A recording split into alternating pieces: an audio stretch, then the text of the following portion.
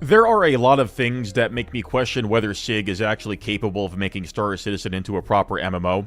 Most of it stems from the fact that they don't seem to know what an MMO is, or what systems and gameplay mechanics actually constitute and support MMO game development and design.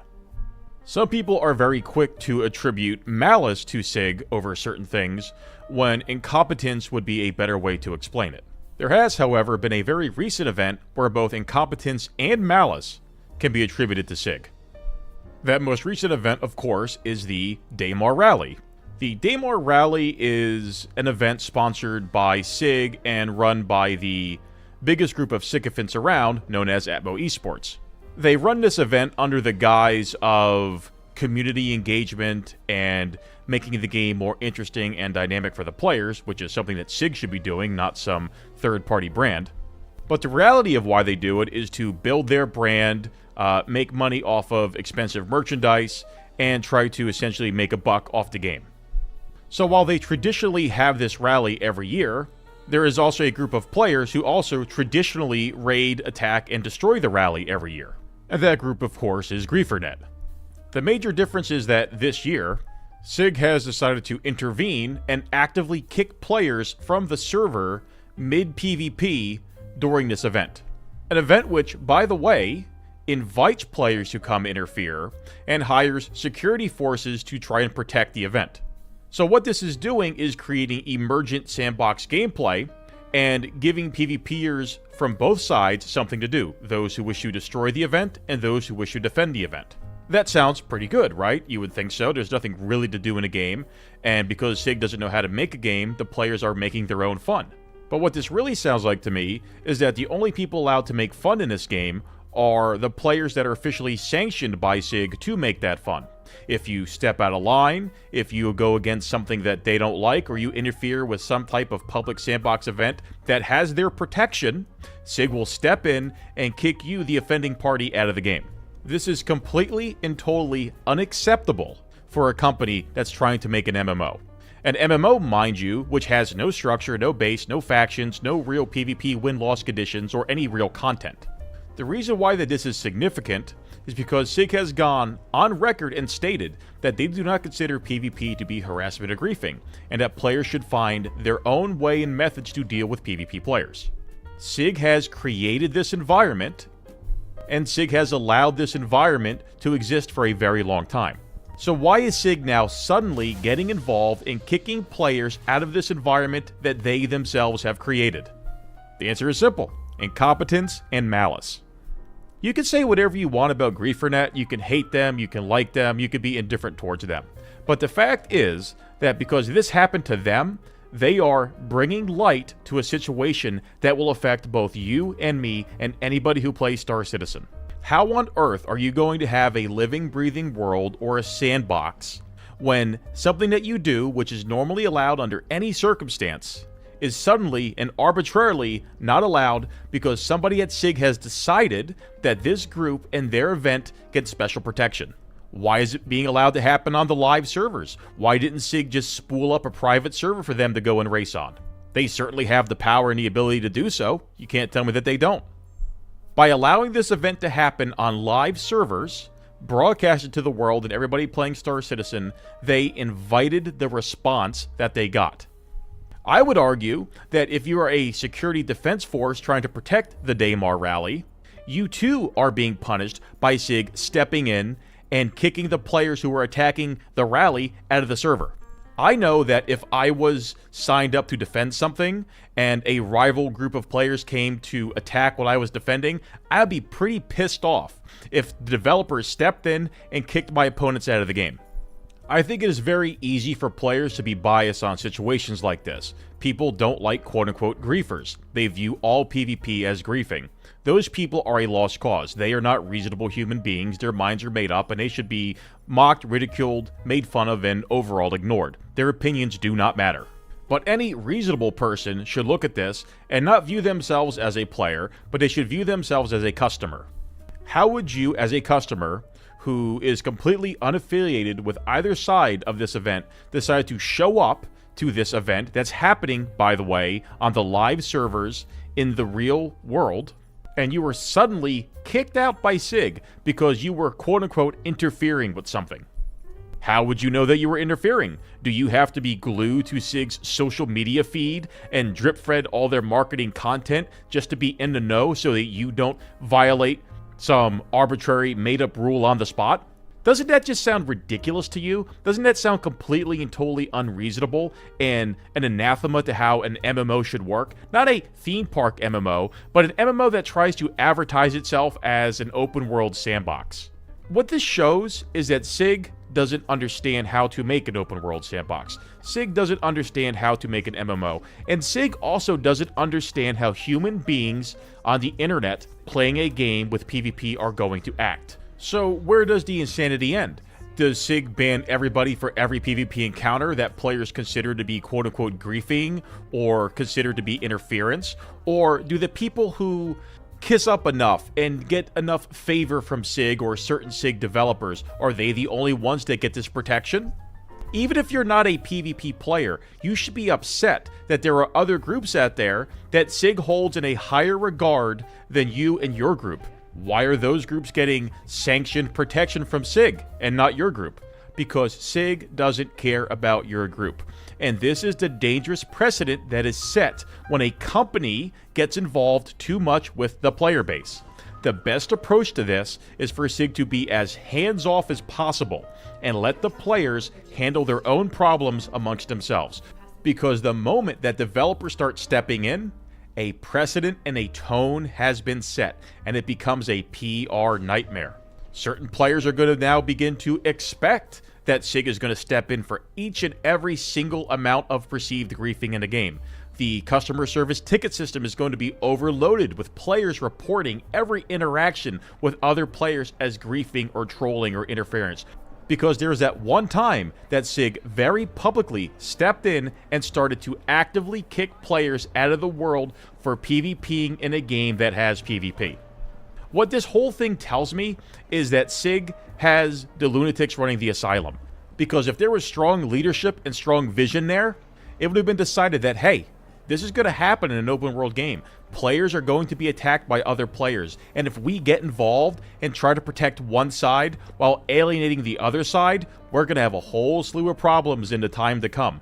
And now SIG is going to have to deal with this. They're going to have to deal with players expecting SIG to get involved in every single instance of perceived griefing. They're also going to have to deal with players who may not want to even participate in PvP because they're afraid of being labeled as a griefer by SIG, not the stupid retarded player base, but by SIG, and having actions taken against their account. Accounts which, mind you, are often very expensive, up to $1,000+. This form of heavy-handed moderation is absolutely appalling. And you, as a customer, should be concerned about it.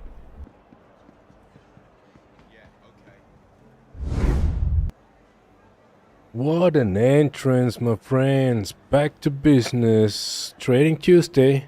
That was... what was his name? Buzzcut Psycho. Yeah, we mentioned him in previous videos or streams. He's one of these actual psychos who knows how video game has to be designed to be classified as a video game and what kind of aspects needs to be fulfilled in order to become a great video game when it comes to Star Citizens. Yeah, right. There are other video games out there that are video games already, but Star Citizen, the stuff that we are doing here, ain't a video game yet and never will be. That is a statement. Call it a statement. Call it a conspiracy theory. No.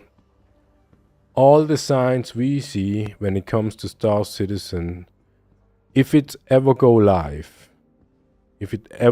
live, it is just a legal thing. It is no statement on quality. It's no statement of stability. It's no statement on playability when they say they go live. And if you be honest, they mentioned that, yeah. If you watch the latest video from Cameral, you see they mention quite some time that Star Citizen is a live server, live service, live online service. You do not need to pay monthly fee, but if you step into the pledge game and calculate it down to a monthly rate from the amount of money you already spent onto this development of this so-called game, then you will be something like $20 a month easily. And yeah, that is just the thing what we have to say about this buzzcut psycho. He has a lot of thoughts when it comes on video games, and like we used to say, we ain't no video game. We do not play video games, we play Star Citizen. And that is actually true, and a lot of people cannot understand or comprehend what we actually say with that. Because, yeah, we just don't. I mean, the last video game we played was GTA 5, 2 years ago, 3 days ago. We played it through and finished, and that blew up our computer because the computer is not designed for video gaming.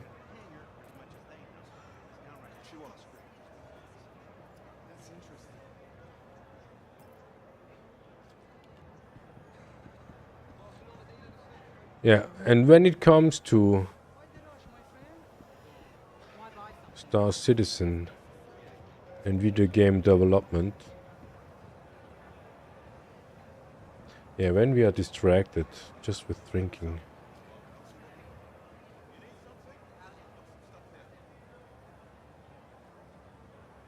Yeah, does anybody know where we can buy here at Levski these small carry-on boxes?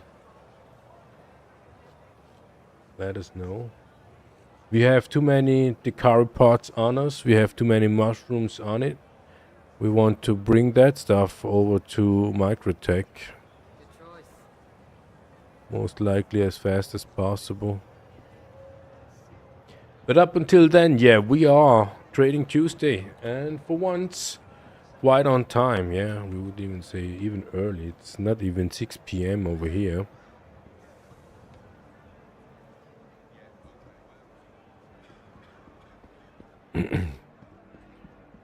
Because, yeah, we finished work today kinda early.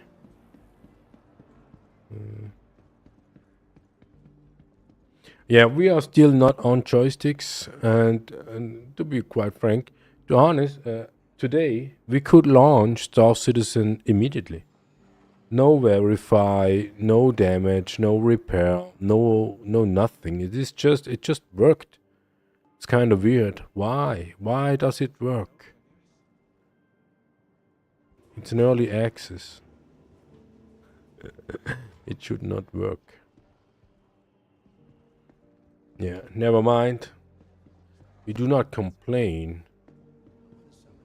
It's just we noticed. So as you can see, we are here at Levski. We had a lot of fresh food, and as you may have seen while listening to Buzzcut Psycho, the inventory is quite high. So this is something like not a loner, but Levski has the big advantage compared to other locations that you can utilize the hangar for fast storing. What you also can do is utilize the hangar for auto unload. That is a big reason why to come over here to Levski. And that is the reason why we come to Levski. They have good prices, but as you can see, a lot of people come over here and sell the stuff. So it is just, why not? Yeah, we prefer to come over here with, let's say, 500 or 600 SEUs of fresh food, not be able to sell everything, so with that we need to come back to sell more, right? What we try to avoid is to come back to a selling location for only 2 SEUs. And it could be even 4 SEUs of Obsidian Heights, yeah. The effort, okay, Obsidian Heights is an exclusion out of it. But even for Patilium, for 2 SEUs of Patilium, we do not want to fly all these distance back to Levski to sell Patilium. We don't even know if we can sell Patilium over here, but you get the point, right? And when it comes to video game development, you wouldn't believe we managed to get into the NDA, non-disclosure evocati tech preview, last Sunday. And let's start positive. Let's start positive from our experience. We haven't done much, but what we have done was absolutely smooth. It was a joy, to be honest. It was a joy to play Star Citizen. And yeah, we didn't really play. We just didn't expect, yeah, to be quite frank, we didn't expect that we actually can log in. And we did. And so, yeah, once we were in, we thought, okay, why not? Let's have a look around. So we had a look around, and that look around was quite interesting.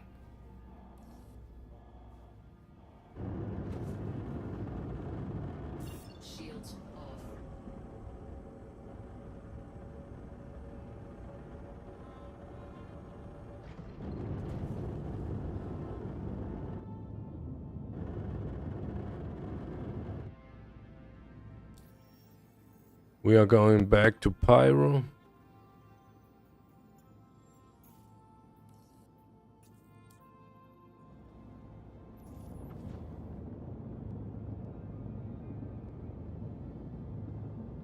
What is he doing?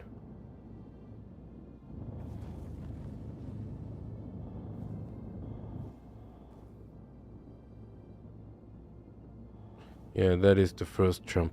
Yeah, we will be right back. We will have a talk on NDA, evocati tech preview.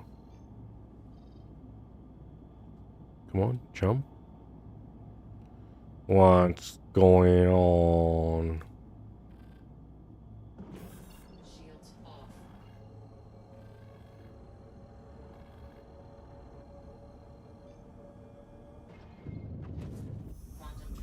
All right, be right back.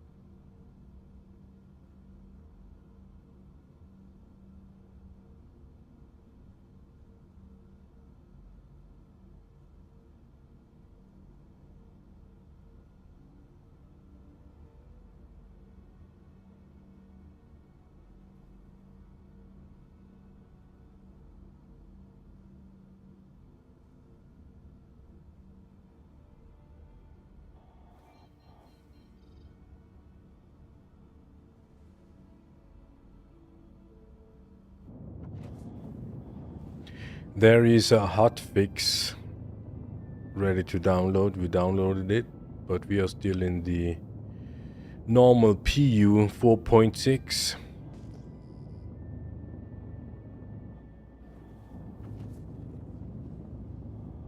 And we need to admit, we kind of miss flying with joysticks.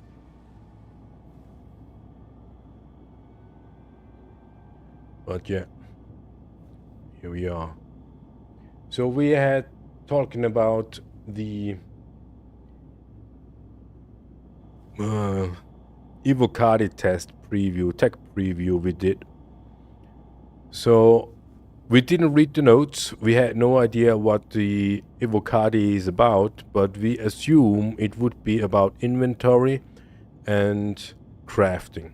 First of all, we couldn't do any crafting because we don't have a crafting machine, although we made it up to 100% on each lane when it comes to the AA event.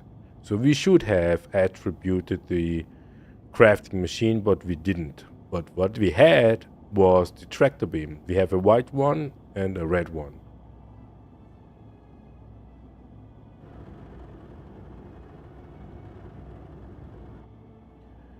When it comes to the inventory, so we are kind of focused here. When it comes to the inventory, you may have seen this screenshot. I think it's a screenshot from the Xeno thread armor guy standing there. On the left side you see some stuff in the body inventory, and on the right side you see something else. And we thought, okay, why not go to the inventory? So we walked into the storage access terminal inside our hangar, because we still spawn in the hangar. And so we clicked on F, yeah, to access storage access, but it was all empty. So we needed to click an extra click to get into the local warehouse where we had all our stuff. With all our stuff, we mean armor, guns, commodity even, and all the other stuff, like the usual stuff. On the top right, you still have... Oh wait, we need to have a check on audio. Yeah, audio should good mix somehow. The filter you can select. Let's say you want to see the armor pieces. You click on armor and you see all the armor. When we click on weapon, it is an add filter. So we had armor and weapons visible. Not quite sure if that is the thing here in PU as well, but that is something that we noticed. So you need to unfilter first before you go to the next filter. So fine, so good. Next thing what we noticed is, yeah, in general the whole Evocati Tech preview was absolutely smooth. Walking around inside a hangar was absolutely smooth. And you may think, yeah, well, that's not that difficult, it's just inside your hangar. True that. But when we open up the inventory, even the icons loaded pretty fast. Compared to the PU, it was pretty fast. We would still say it is too slow, yeah, for our taste. It is still too slow, it takes some time. And what we still have is that paging. If you wanna navigate through all your armor pieces, you still need to page. We absolutely do not like paging at all. Nowhere. Not in Star Citizen inventory. Not in Star Citizen's pledge store. Nowhere. Absolutely nowhere. We do not like paging. But yet it is. So why can't we? What is obstructed here?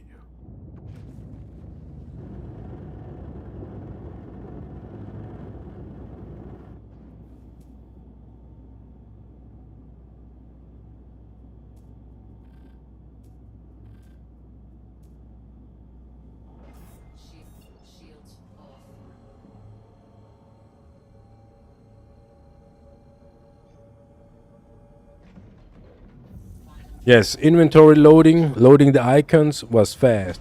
What we still miss is labels. We want to have labels on the items. And we want to have the labels loaded immediately. Really immediately. Not a latency, not for all icons, but we want to have the labels immediately to all items inside. And then they can load the images, the thumbnails of the icons in our inventory. Second, what we noticed is multi-tool and the tractor beam, they had a top view on the icon. That was new, that was irritating at the very first moment because we didn't find tractor beam. And yeah, but then we noticed, okay, it's a top view, that's why. Alright, so far so good. What we noticed is, for whatever reason, we had commodity boxes in our primary residence location. Area 18, yes, area 18. And so we thought, why are these boxes here? What kind of snapshot of the stuff we had do we have on the tech preview? Because we noticed we do not have all armor pieces. We have a lot of armor pieces, but we don't have all. What we also noticed is that we had commodity boxes, but certainly not all commodities that we had laying around, but we had some. What we didn't have was any ammunition, but we had some guns, but even there, not all guns. So that was weird. Second thing that we noticed when we went over to the ASUS terminal inside the hangar, the fleet manager, we had a lot of other ships available, and that makes kind of sense because even in the PTU, sometimes you have other ships available because they want to make you be able to test stuff, so that's why you have some other ships available. But what we also noticed is not all ships that we had pledged for had been available. This was interesting. But it was just a test run, an unexpected test run, so the only ship that we worried about was the Asgard, basically, and that was available. So we claimed, delivered, retrieved the Asgard, and so we thought, okay, when we have commodity boxes down there, and we started out with 16 mil starter cash in Evocati, we thought, okay, why not? We are traders, we do trading even in Evocati. So we loaded up the ship with some, what was it, sunset berries and Dagnus fruit. So we went back to the storage access, geared up, and that was quite an interesting experience. So you may have seen other YouTubers, content creators, sniffers and chillers and whatnot, and they mentioned that you can drag and drop the helmet, for example, not onto your head. Now, no, there's a new icon next to the head where you need to place or drop the helmet. That is not intuitive, at least not to us. It might be that we have been used to drag and drop the armor pieces onto the body directly where we expect the armor pieces had to be. But now with the new inventory, it's not the case anymore. So you still can double click. Sometimes you need to double click a couple of times until you actually mount the armor and guns onto your body. So fine, so good. Nothing new when it comes to mounting or equipment. The only one thing is that you have not to drag and drop onto your body, but to the icons. So far so good. Another thing that we notice is we usually run around with two multi-tools. One is a small tractor beam and the other one is the MET multi-tool.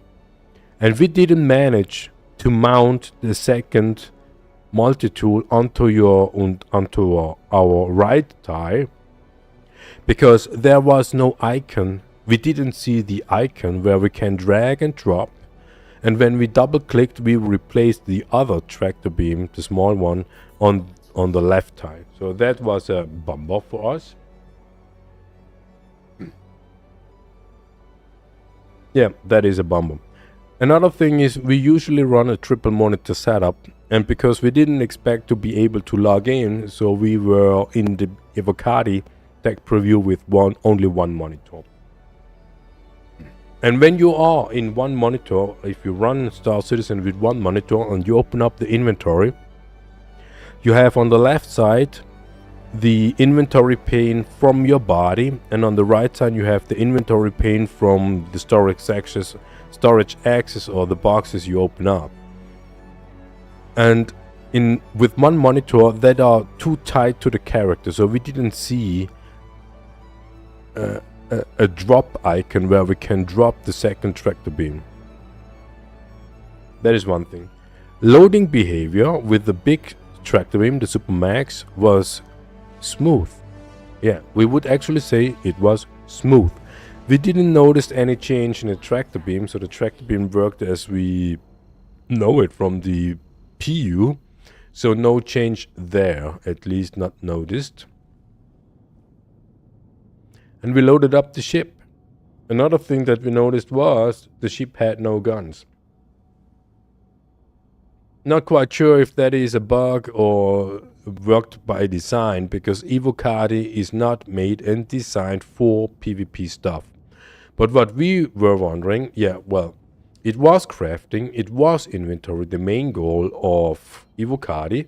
But if you still want to do some, let's say, bounty hunting contracts, not even player bounty, these mercenary contracts, you couldn't do because you don't have guns on the ship. We didn't have guns on our ship.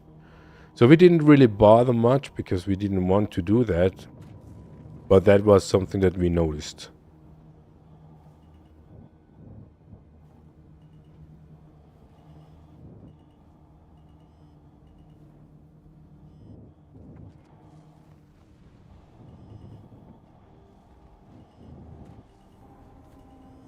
Come on, gear down.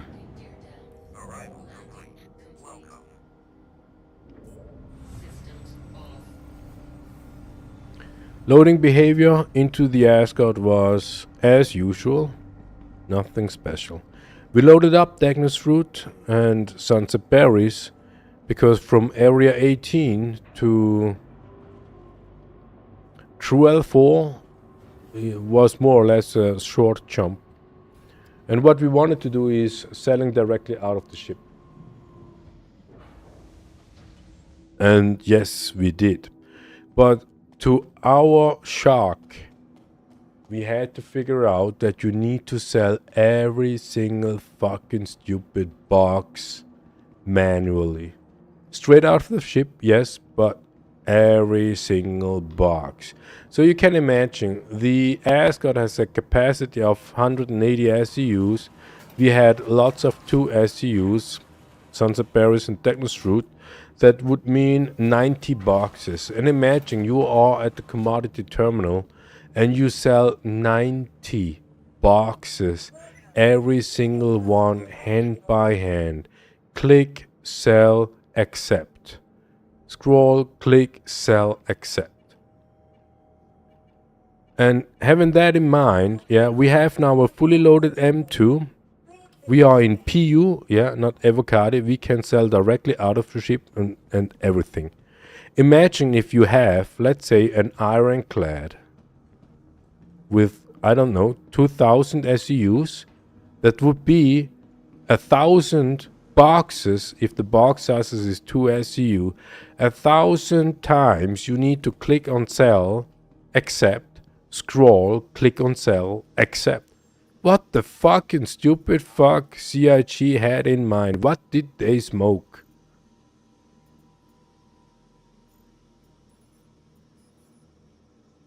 Just the idea itself. I mean, we thought, yeah, for 1.5 years, we thought the stupid fuckers from CIG, they are Buddhist. But they ain't Buddhist, they are sadists. Yeah. Damn it, we cannot. Damn it. We cannot sell everything. Fuck. No, we need to wait. Not good.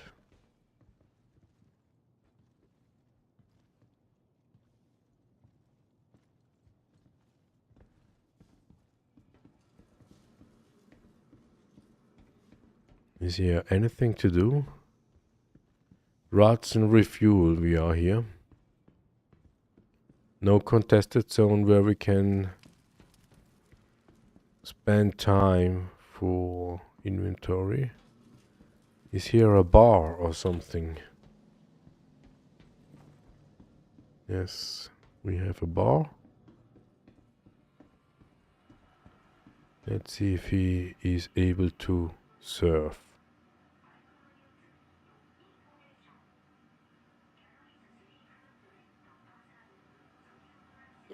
Where are you going? Well, what can I get you? How about the beer in your hand? Sure thing.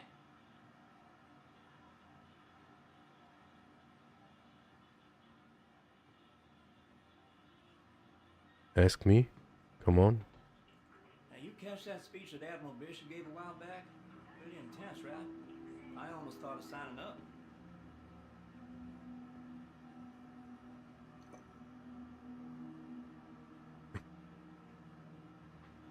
Yeah, those NPCs over here in Pyro are not able to serve.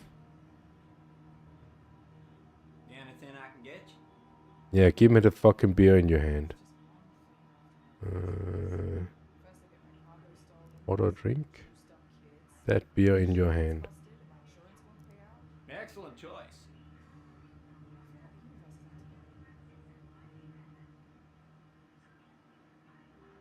I hear this Murray Cup season's shaping up.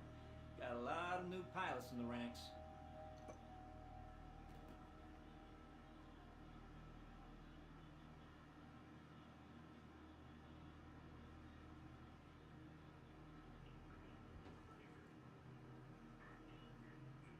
Do you give me now the beer?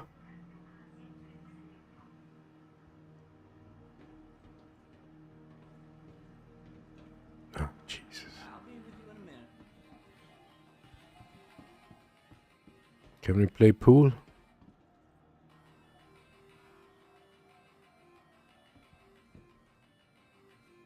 what can I get you? You got it.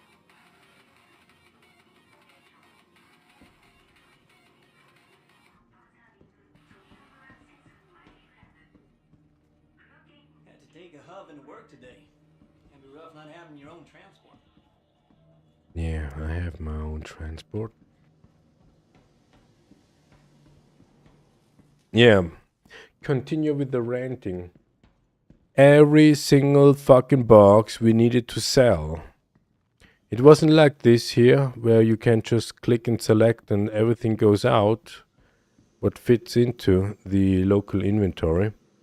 No, every single box. And when you look at this ship here, what does it mean, every single box? 21 times the 2 ASUS of barrel. That would that mean?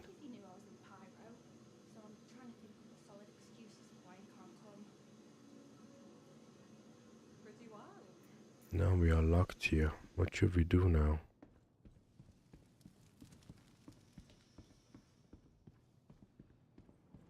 No, we forgot the Degnus route over at Levski. Fuck, we need to go back.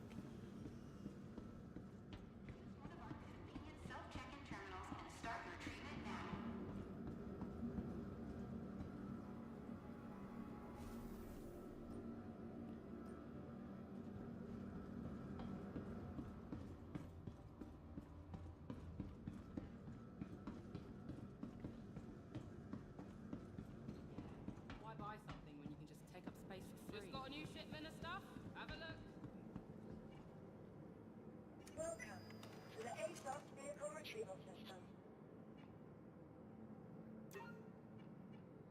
Your insurance claim has been sent.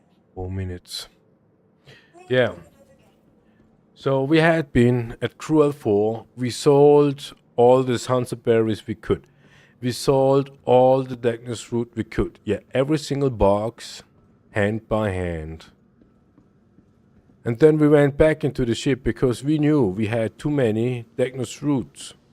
So we need to fly to the next station, sell more Degnus root, and we also had too many sunset berries. So we knew we will end up at Deltana over at Microtech, which was okay. And so we went to the next station and checked the boxes, and we didn't notice any change. And we thought, did we drink? So we flew to the next station, repeated. Every single box, hand by hand, we sold. And then we thought, it might be because we sell directly out of the ship, and CIG does not want that people make money, so they implement new features to make to destroy gameplay. So we thought, okay, maybe it is because we sell directly out of the ship. So we will see at the end when we are at Deltana, when we sell the sunset berries, because we knew we need to utilize the hangar, the freight elevator at Deltana. And then second station, we sold more boxes, and we certainly noticed there was no change in the amount of boxes inside the ship.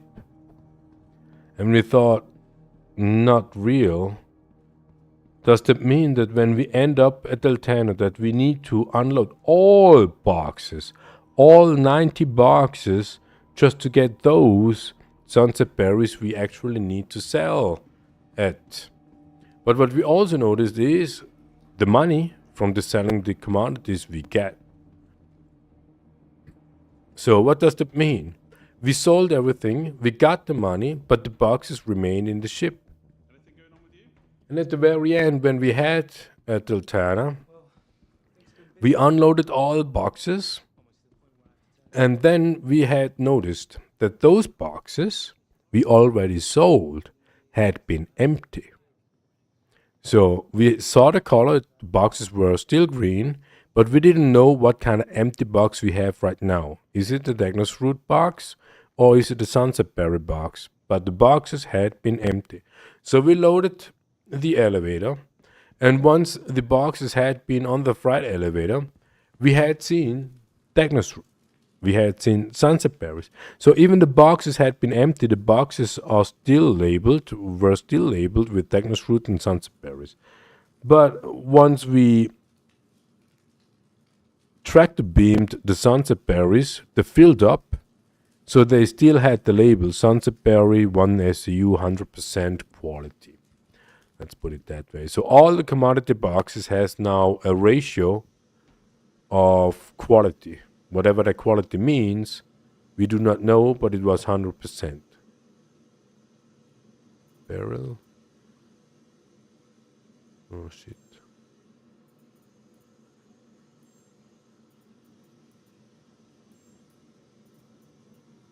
So we can sell more barrel. We will get rid of these 2 SCUs.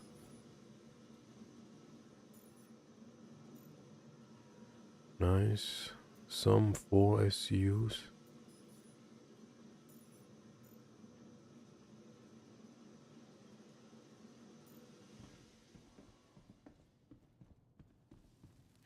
Yeah. So the empty boxes had still the labels of the commodity itself. And the sunset berries that haven't been empty, we could actually sell. So we made 10 mil just with selling a fully loaded Asgard with sunset berries and Diagnos Root. What we need to do next time when we go into the PU, into the Evocati, we need to do some commodity buying and see if we also need to buy every single fucking box, or if we can sell like usually. Yeah, and even at Deltana, we needed to sell every single fucking box of sunset berries. Luckily, we didn't have that many anymore, but our suspicion that that kind of new feature is only working on selling directly out of the ship was not confirmed. It's also when you bring it into the warehouse. From the warehouse, you need to sell every single box. And we thought, yeah, CIG wants to tear down Star Citizen almost with force meanwhile. Because imagine you have an Ironclad. Imagine you have a Banu. Imagine you have a Kraken with more than 1,000 SCUs, yeah. These 522 from the M2 we have right now is just a part of it, yeah. Let's say the Ironclad starts with 1,500 or something, the Ironclad Assault. So triple the time, triple the amount of cargo capacity. And imagine you have a fully loaded ironclad with 2 SCU boxes. That is 700 boxes loading into the ship. And then maybe unloading 700 boxes. And then sell every single 700 boxes single-handedly from the commodity terminal. No. CIG wants to destroy Star Citizen.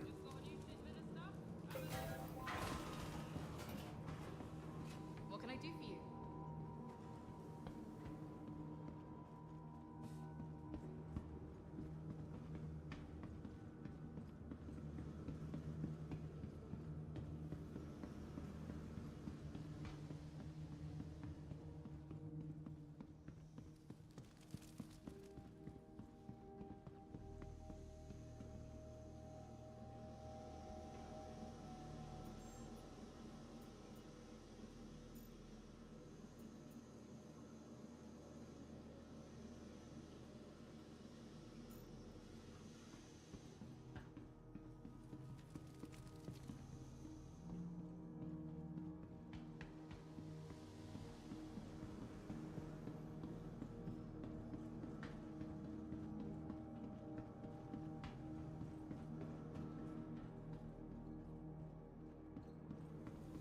Anything specific you're interested in?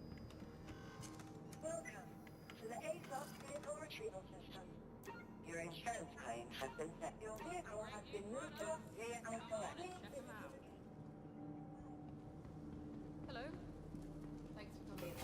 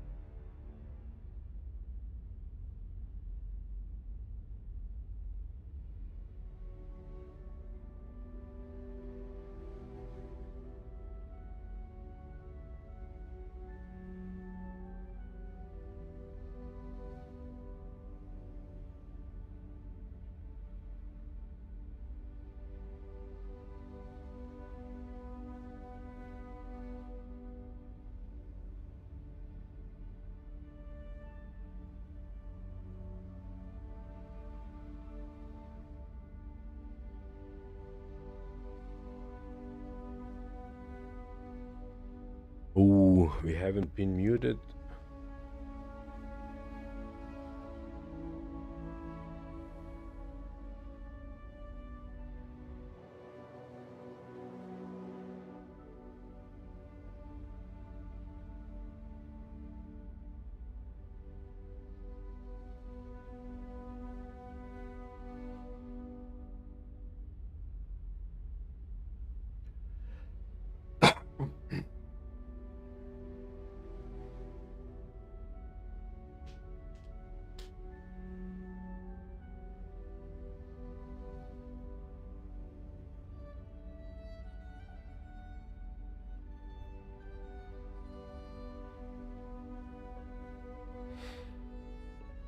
Yeah, it's sunset time. And it looks awesome, this reddish stripe at the horizon. Here on Earth, of course.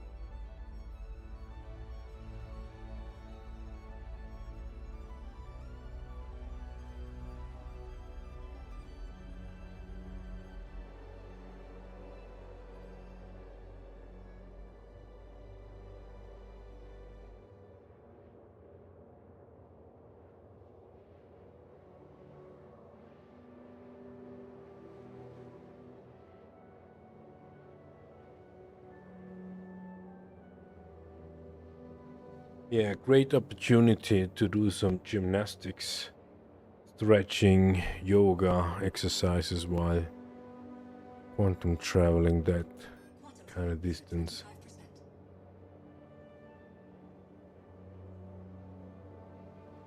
There are a lot of things that make me question whether SIG is actually capable of making Star Citizen into a proper MMO. Most of it stems from the fact that they don't seem to know what an MMO is, or what systems and gameplay mechanics actually constitute and support. This is going to be the last video I do about cheating in Star Citizen, at least for the foreseeable future. That's not entirely what this channel is about, and I don't want to beat a dead horse. But since my last video, a lot of people have actually approached me with their own stories and footage and evidence and have asked me to perhaps do one more video about it. What I learned from my original video was that people don't really understand how the cheating process works. Not just the software, but how people actually do it. They talk about banning the accounts or banning the credit card purchasers, whatever it is. They come up with these crazy ideas and they think that it's going to work. But instead of just showing you footage, which I'm going to show you lots of footage, I want to explain that process to help you better understand what these people do and how they do it. So this is where it all begins. This is an account reseller website. There are a lot of websites like this, but I want you to pay attention and look at the prices and the packages being sold on this website. These are starter packs. These are the same ships that you can buy from CIG themselves to start playing the game. There's nothing special about these accounts. The reason why these accounts are here is specifically for people to cheat on. That's it. The reason why people purchase accounts that are already bought to cheat is so that their main account is untraceable. It's in no danger. It's a lot less danger, basically. So that is what these are here for. There are a lot of these accounts. This is nothing new. This has been going on for a very long time, and this is one of many websites. So when people are going to cheat, they're not inputting their real credit card, their real information, or anything like that, and then buying an account using any of their real credentials. That's why when people say, listen, we just have to ban the credit card or the bank, whatever it is, and we'll find the real cheater. No, you won't. So, the reason why this exists is almost exclusively for the real money trading market, or for otherwise legitimate players to buy accounts that are completely untraceable back to their main account for them to cheat on or do any other dirty and underhanded things. Another thing that I noticed was that people seem to think that this is a perfect example or reason why we need PvE and PvP servers, as if somehow cheaters are not going to affect them if they're playing a PvE server or PvE game.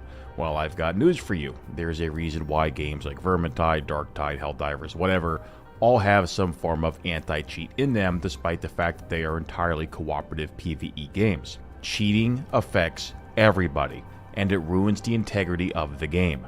Now, I did mention that people were coming to me with footage, and since my last video, this one individual approached me on a, I'm only going to assume, burner Discord account with footage of cheats in action. I don't know if this person is the one cheating. I don't know if this person just got the footage from their Discord, and quite frankly, I don't care, because it perfectly illustrates a point that cheating affects everybody. Now, I want you to watch this clip and pay very close attention to what's happening. Not only are you able to see all the players' names and everything through the vision of the cheater, but this person is taking massive storage boxes and he's knocking people around off the ASUS terminal with them, and there's nothing they can do. Additionally, if you remember from a patch or two ago when elevators on cities and stations were blocked by massive cargo boxes, that was happening because of cheaters, not people exploiting game mechanics.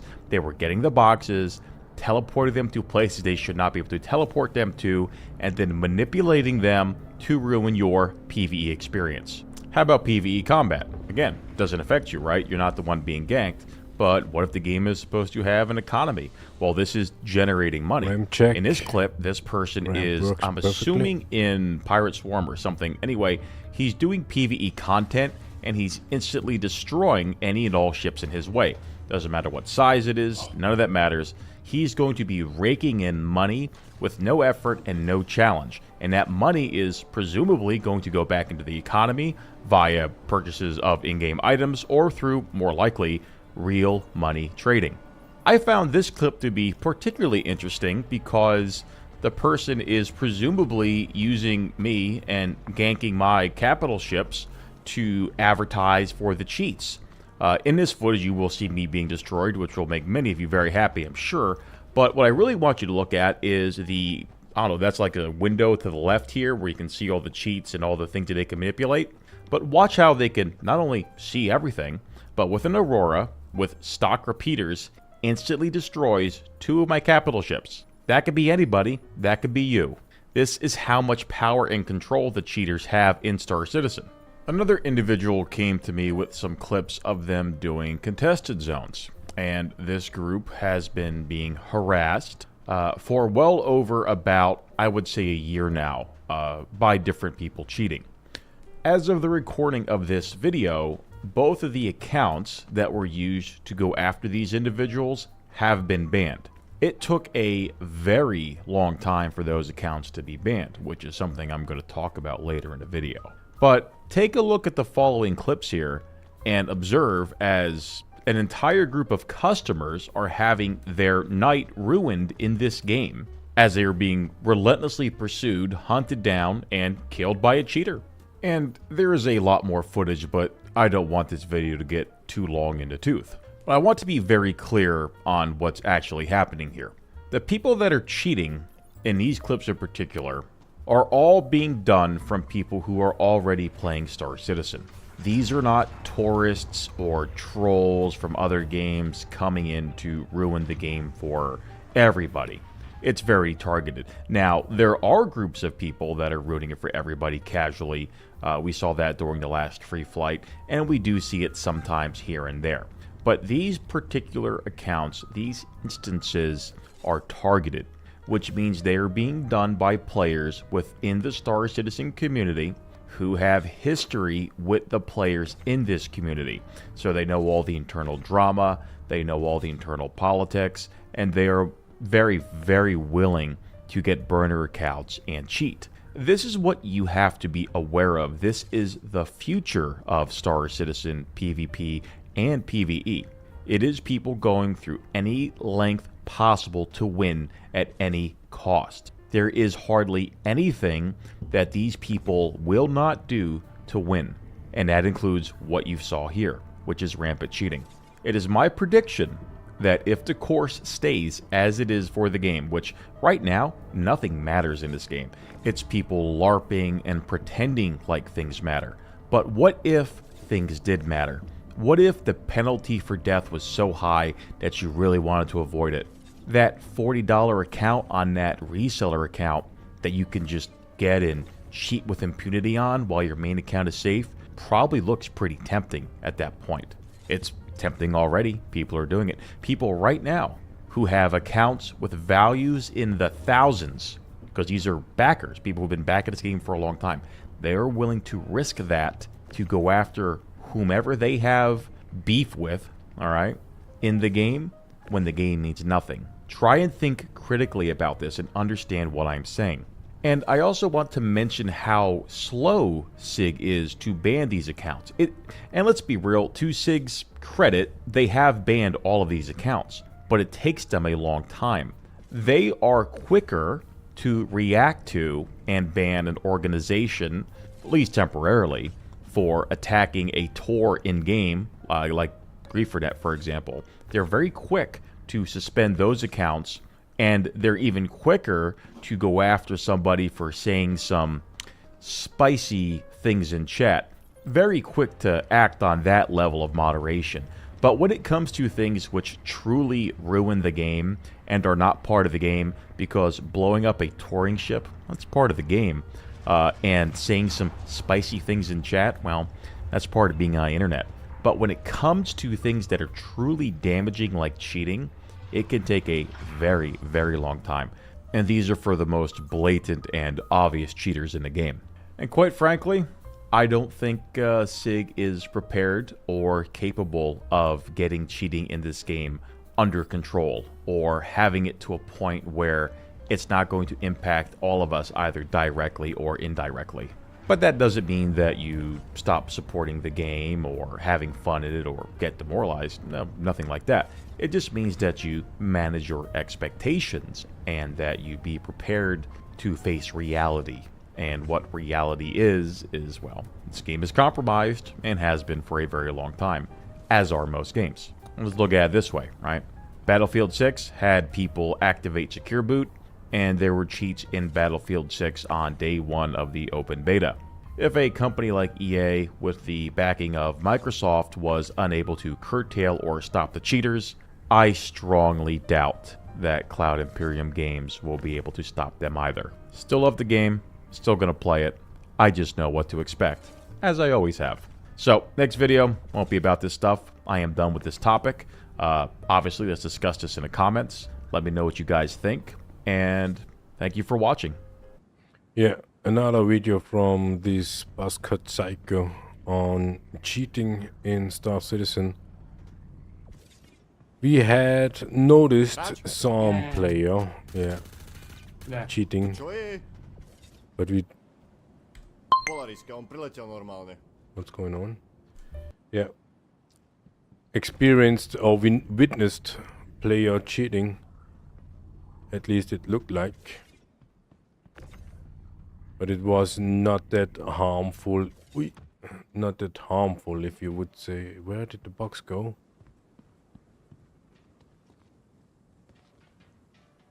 Either way.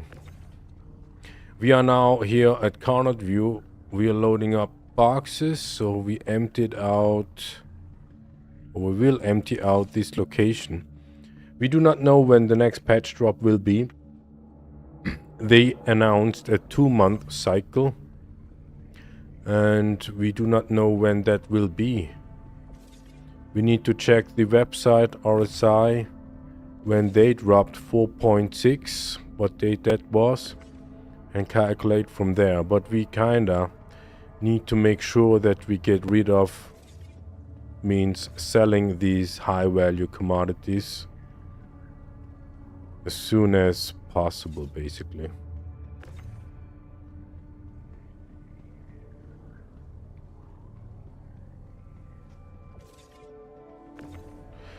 We do not want to risk losing money, not that much. We have in total 200 mil laying around in boxes, hard assets.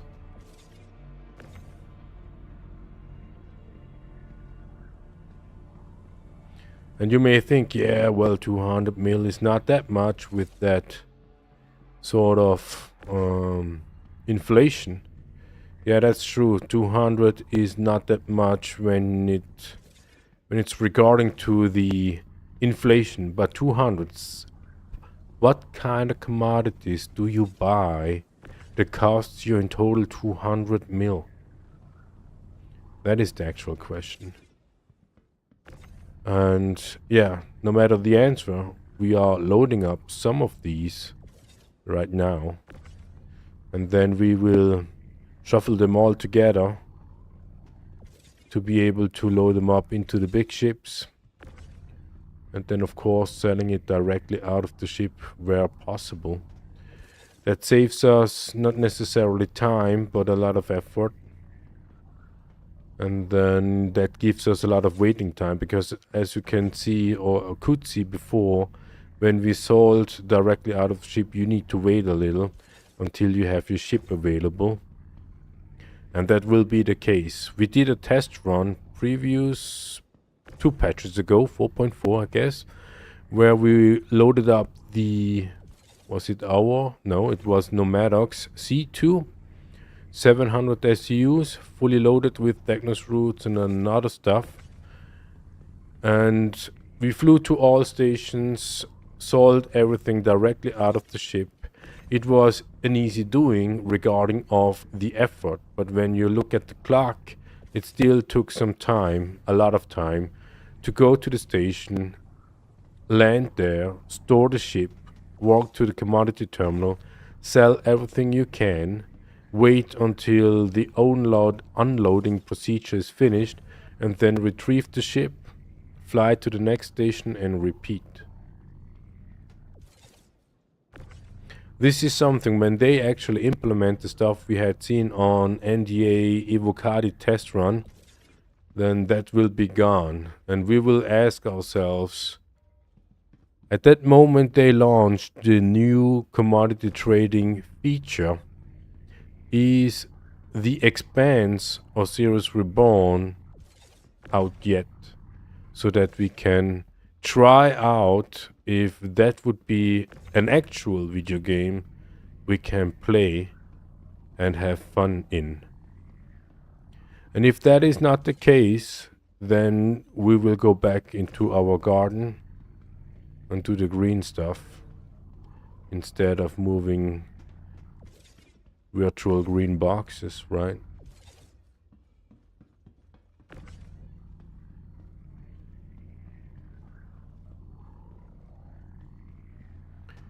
And all the money we spent into this project would be wasted.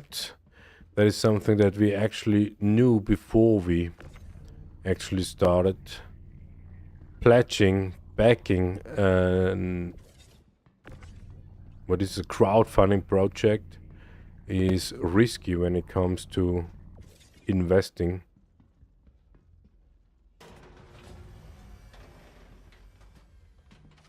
Alright, now to Obituary, unload everything there. We will do a fast unloading. We can show you how fast unloading will work. That is nothing new. We just retested for the AA event, and it works.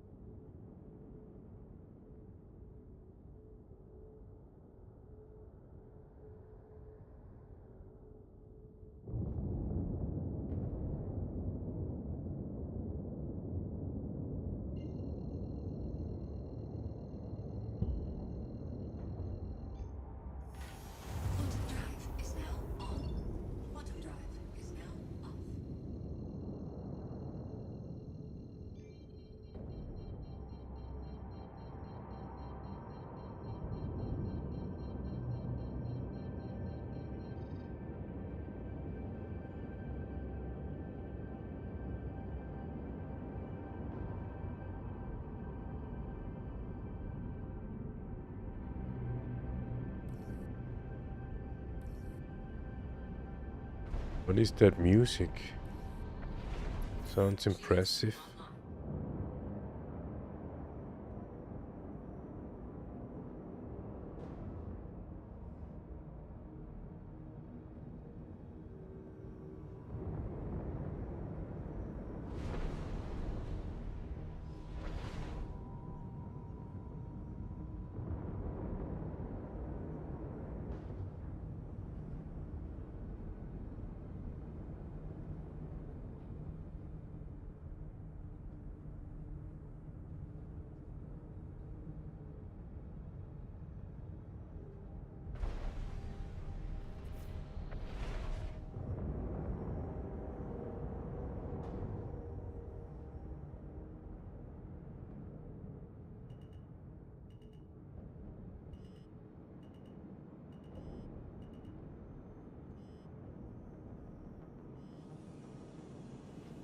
Refueling. Landing gear deployed.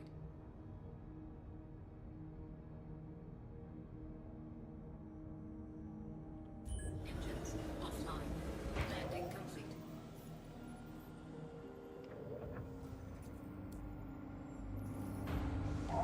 Engines online.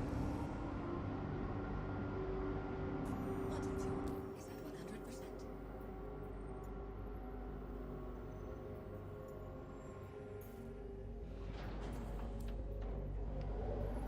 Takeoff complete.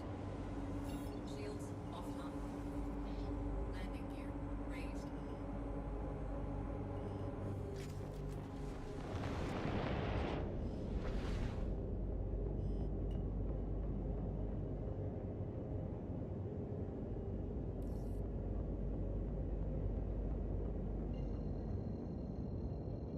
Obituary.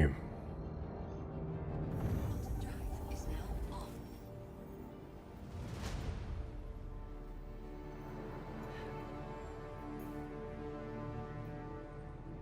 It's gonna be a 4-minute 4-minute quantum jump.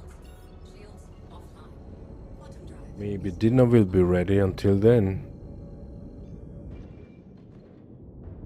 Quantum drive is now on.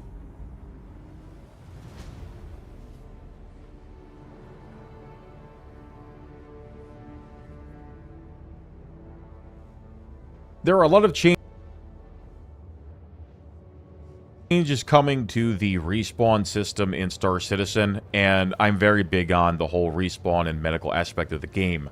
I think that it's absolutely core to any development for any game, not just Star Citizen, and the fact that CIG is actually taking steps now to change things, I'm overall pretty happy about. In general, I do support the idea of a resource for respawning.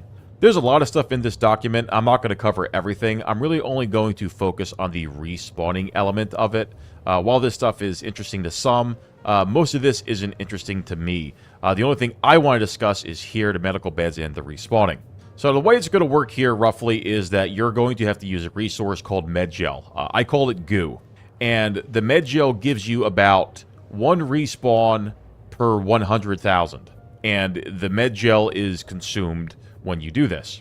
My only issue with the way they're doing this is I don't think that the medgel cost and efficiency is very well done. Because right now when testing, you will pay 100,000 AUEC and you will get a canister of medgel, and that gives you 1 respawn. The cost is absurd, but the cost could be justified if the medgel was more efficient. So if, for example, you spent 100,000 and 1 canister gave you 5 respawns, ideally more, which I will get to in a second, but if it gave you 5 respawns, for example, that would, 1, make it worth 100,000, and 2, would actually facilitate group gameplay. Because as it is right now, any group, people are going to have to pay to bring their own medgel. They're going to always have medgel. It's a very weird and cumbersome system that I think has too much friction, and I feel like a respawn system in a game should be as frictionless as possible. Now, the way they're handling the beds is simply how much medical gel it holds. You can see here that Tier 3 is going to hold 100, Tier 2 is going to hold 200, and Tier 1 is going to hold 400. So the capacity here is higher. So in reality, the Tier 3 bed is going to spawn you once, the 2 twice, and the 1 4 times. The way I would do this and the way I would suggest is to make the beds more efficient. Meaning the tier 3 bed is going to respond you a lot less than the tier 1. The tier 1 is going to be more efficient with the amount of med gel that it's using. You might say, oh, well, what's the difference? Well, the difference is exactly that. It's efficiency. You want to get more bang for your buck. So it's more cost efficient and makes more sense to use the bigger and better medical ships because you're going to get more mileage out of that AUEC investment and you're going to get more respawns overall. So that is what I would change, is I would simply make these more efficient. The storage is whatever, you can increase the storage too, but in general, yes, more efficiency. The other problem I have with this is it states here that you're going to be able to store the med gel in the vehicle and in your inventory and whatever, and then you're going to load it into the bed the way that this example is being shown here on a page. I, again, don't mind this concept. However, this right here, let's say that you're doing something, you're in a fight or whatever. You're going to have a guy that I call the goo boy.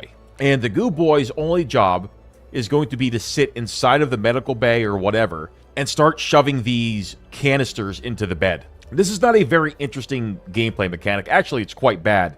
Anybody who sits there in the comments and says, oh, well, I would be the goo boy, I would do that. Well, you're stupid and your taste in gameplay is in the extreme minority of what normal functioning human beings would want to do. Most people aren't going to want to do this. What you call logistics, other people call bitch work. You can have logistics without it being bitch work. It has to be more interesting and, I guess, skill-based than putting a canister into a bed. So if you're fine with doing bitch work, that's on you. Most people are not. The way I would change this system is for the medical bed to pull from the inventory in the ship. So yes, somebody is still logistically loading up a canister somewhere in the ship. They're still doing that stuff. But the ship is pulling from that inventory automatically. It's a more elegant solution. It doesn't require a goo boy, and it makes this process just better. You're getting the same result. You have respawns that are based on a resource that you have to bring to a fight or whatever, and it's rewarding you for being prepared. It's not making this tedium necessity for just playing the game. Because even if you were by yourself, you would have to respawn, get up out of the bed, go to the storage, interact with the Star Citizen terrible inventory system, grab it, shove it in the bed, and then go back out to play. What does that really add? It doesn't add anything. It's silly. Again, have it pull from the ship. Other than that, I'm fine with the system in general, with it being physicalized or whatever. Healing injuries. This one's kind of important. I don't care too much about the injury system in Star Citizen, but it is worth noting that the healing of injuries does consume medical gel.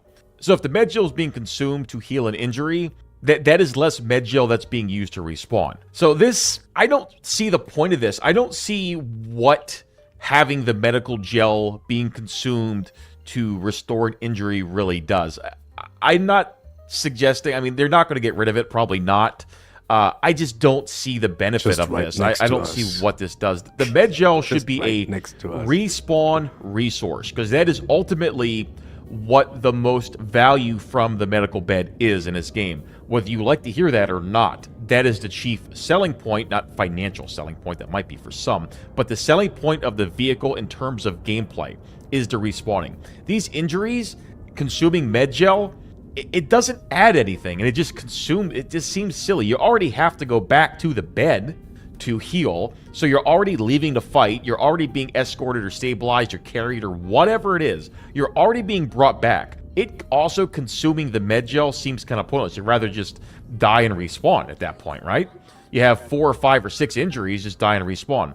And you're going to go, oh, but that's of a spaceman. I'm going to get to that later, don't you worry. Imprinting and regenerating on the medical bed.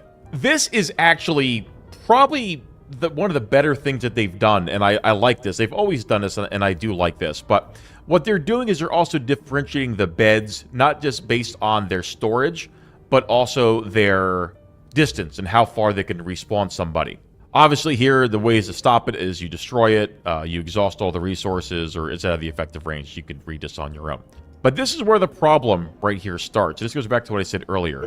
Tier 3, 2, and 1. The regeneration cost for each of these beds is the same. It's 100 ESCU. This is my issue here.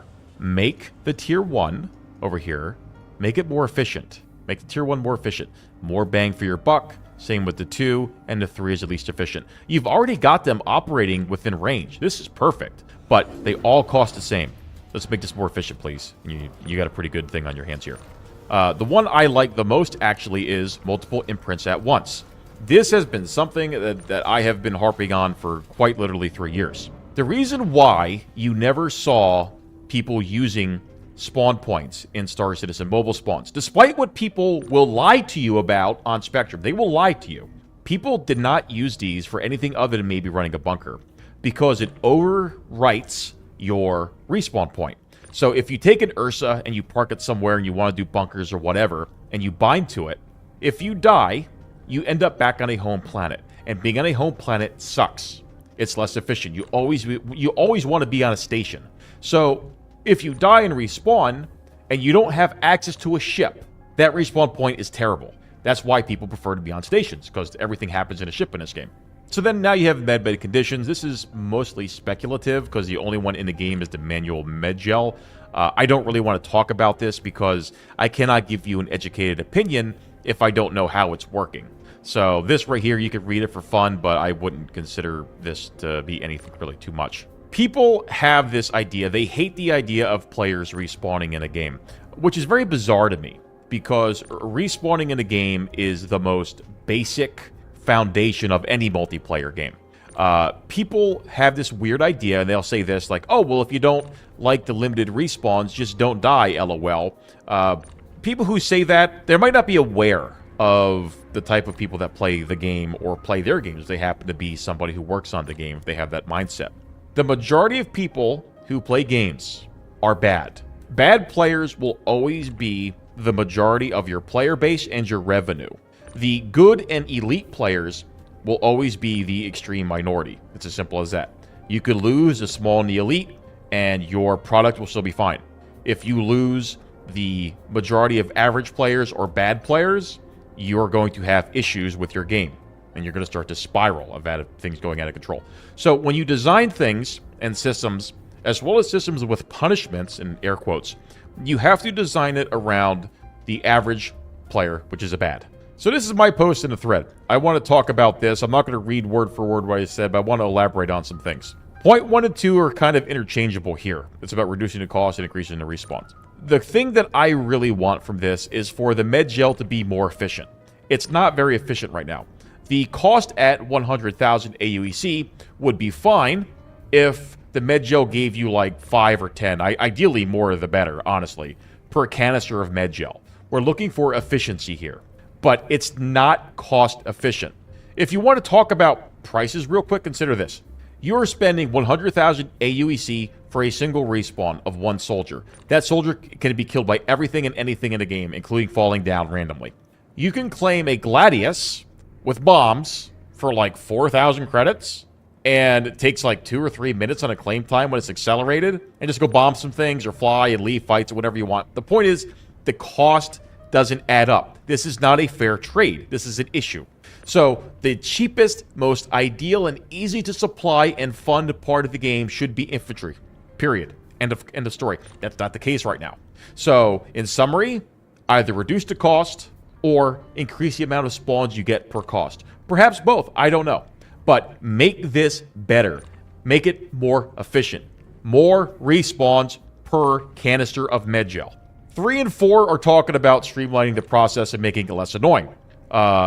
Having to go and get canisters of med gel, which these are essential to the ship, by the way, and hand load them is kind of silly for something that is a core gameplay mechanic. Because respawning is a core gameplay mechanic. I do not see the point or purpose in making this as cumbersome as possible. But it's SIG, and that's what they're going to do until they realize otherwise, which they usually do. If the canister or the goo is essential to the ship's operation and function, because it's a medical ship, just allow it to be... Need a short break here. We do fast unloading. This is how it looks like. Make sure the boxes are close to the ship. And then when you store the ship, the boxes will be stored as well. We can show you here. Store. Okay, 2 boxes. 2 boxes for whatever reason we need to manually store. All the other boxes already gone, and they are now in the inventory here. We can show you later. We don't have diamond laminate up here at Obituary yet, but now we just stored, as we would refer fast storing.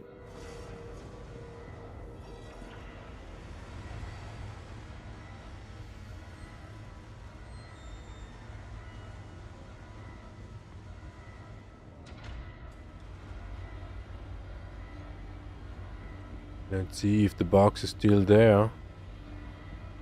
Or maybe they just didn't vanish visually. Yeah, they're all gone. They're all gone. Back in the day we wouldn't have trusted this sort of mechanism, but it works for us reliable.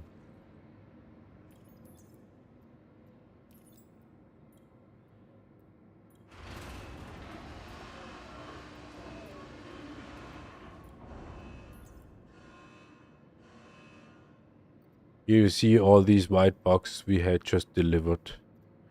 They're all down there. All great. Now we will go to Buena Ravine and do the same, loading up some boxes, bring it up here. And then we will backspace to RATHON refuel, sell the rest out of the ship, and coming back to Bloom and bring more boxes up to Obituary.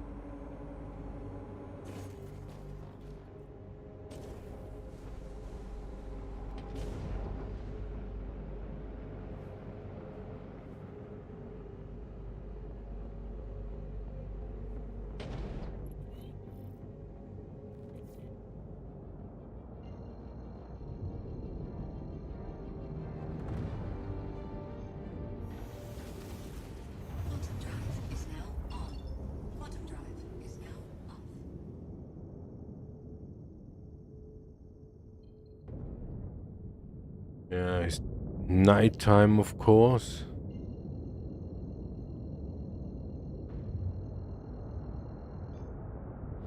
For some reason, it's most of the time it's nighttime. We're not quite sure if that is just subjectively, or if it's just because of it's nighttime we remember, oh, it's nighttime again.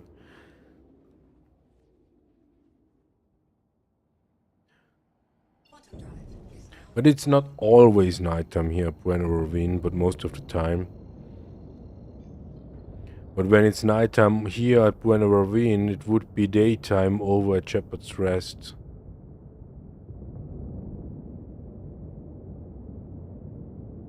And we see a ship down there.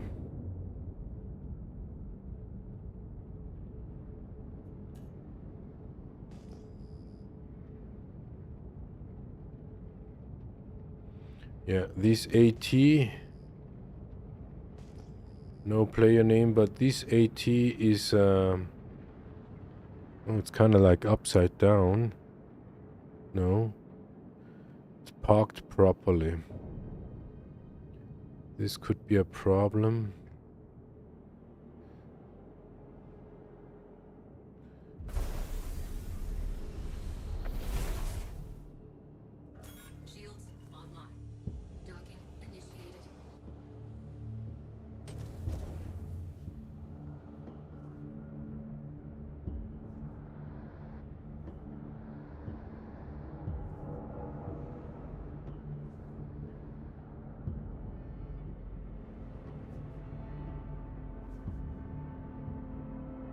Ramp test.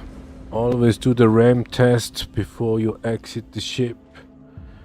You never know if the physics codes are great. So we have here Rentadung. Gonna have a check if we can buy more. And then we're loading it up.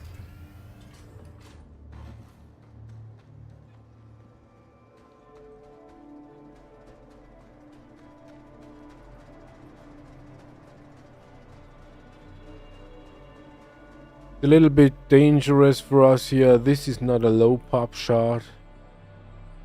We can run into any player at any time.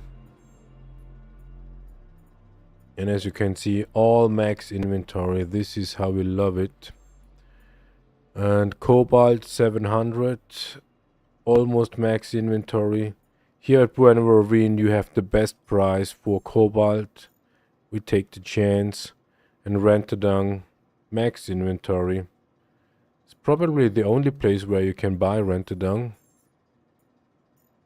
And here you can see what we have laying around. Almost 1,000 Cobalt, 200 Rentadung, 1,500 diamonds and 2,000 Hephaestonite. This is something that we would do with the crew. We will show up with the M2, the C2, and eventually also the Caterpillar. And then loading it up. Let's see if that will happen at the weekend. We would like and love to see it. Oh, look at that. The player is still moving boxes.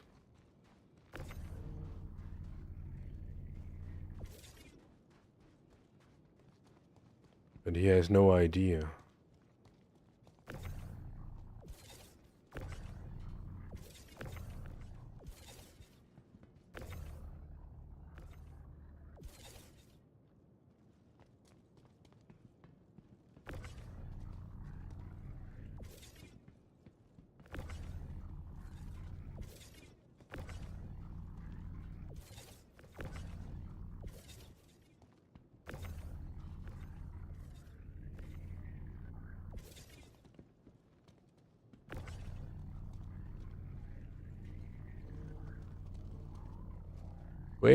Wait, you need to wait. Oh, Jesus.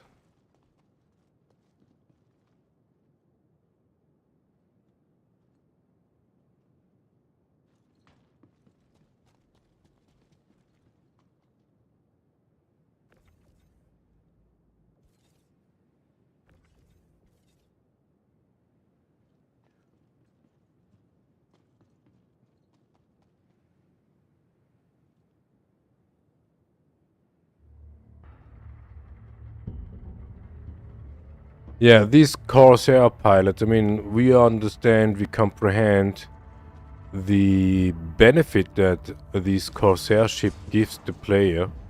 But usually those guys who fly the ships are pirates.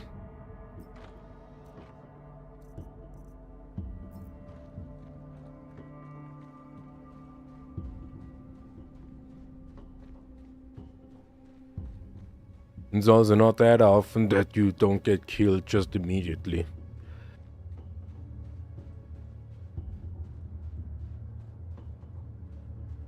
This pyro after all.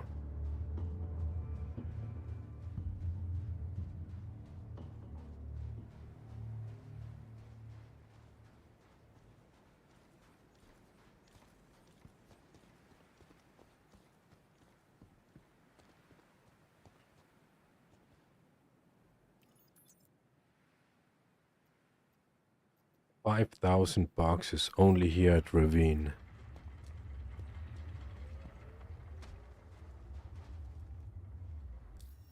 Yeah, he's leaving. Kinda looked like as if he did a contract.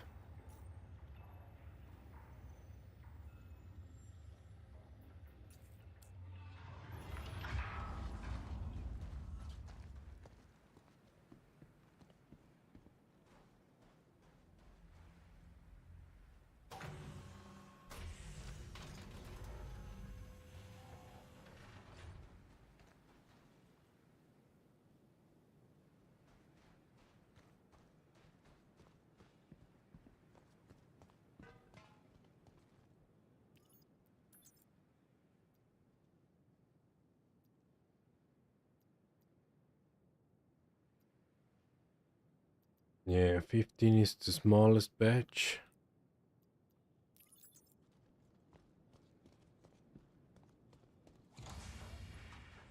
Let's have a look how many people are here.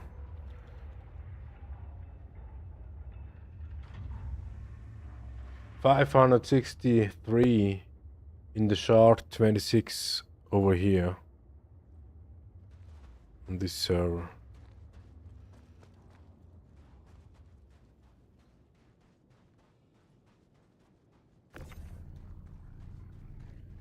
Performance 25 frames.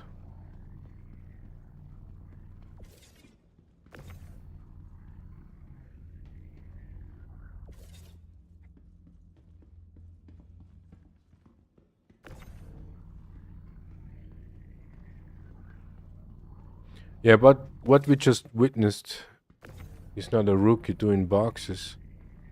What we witnessed is a damaged elevator grid.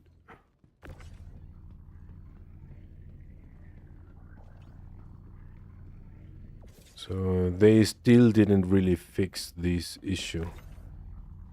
Of course, I mean, it's early access, alpha early access. It needs to be damaged. God fucking damn it.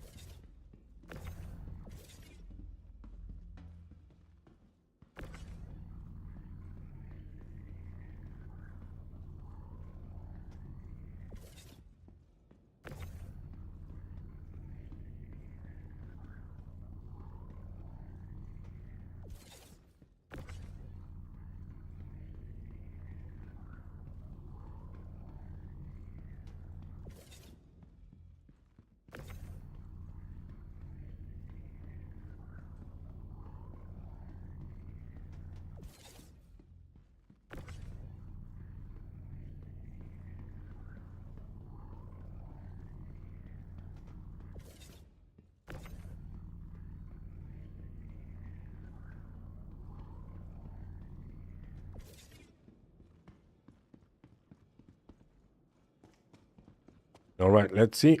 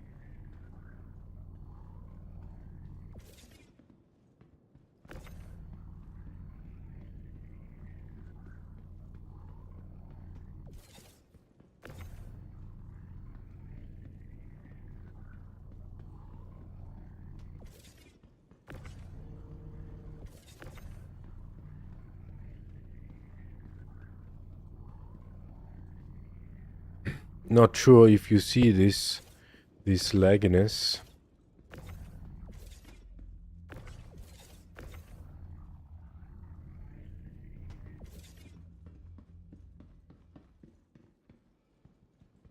"28 frames," they say.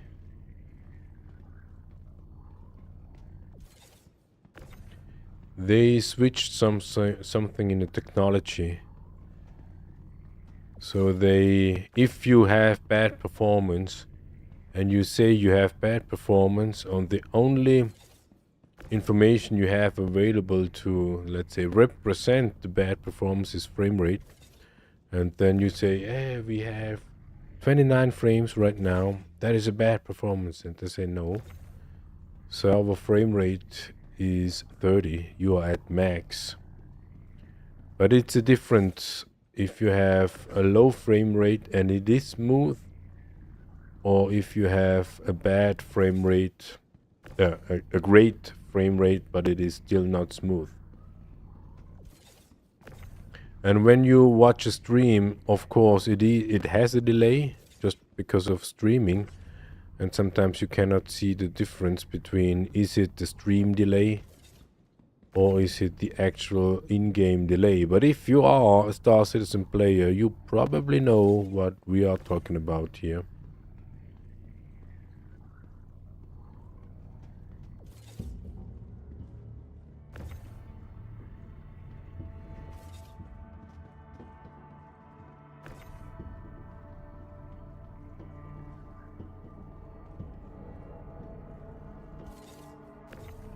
Yeah, it hurts our eyes.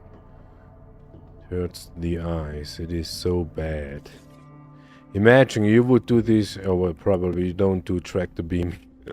Tractor beam boxes with the VR glasses, but imagine you would have VR glasses with that bad performance.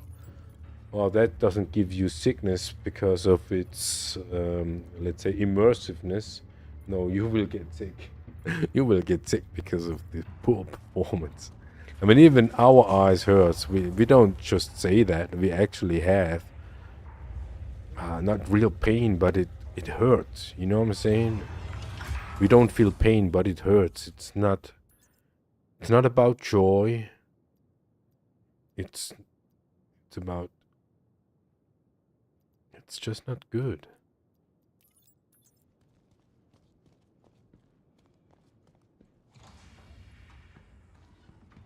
Always have an eye on the sky. If anybody will approach, what would be the tactics? Tactics would be lower the elevator pretty fast and hop into the ship. Shields up, weapons powering up, and then let's see what happens.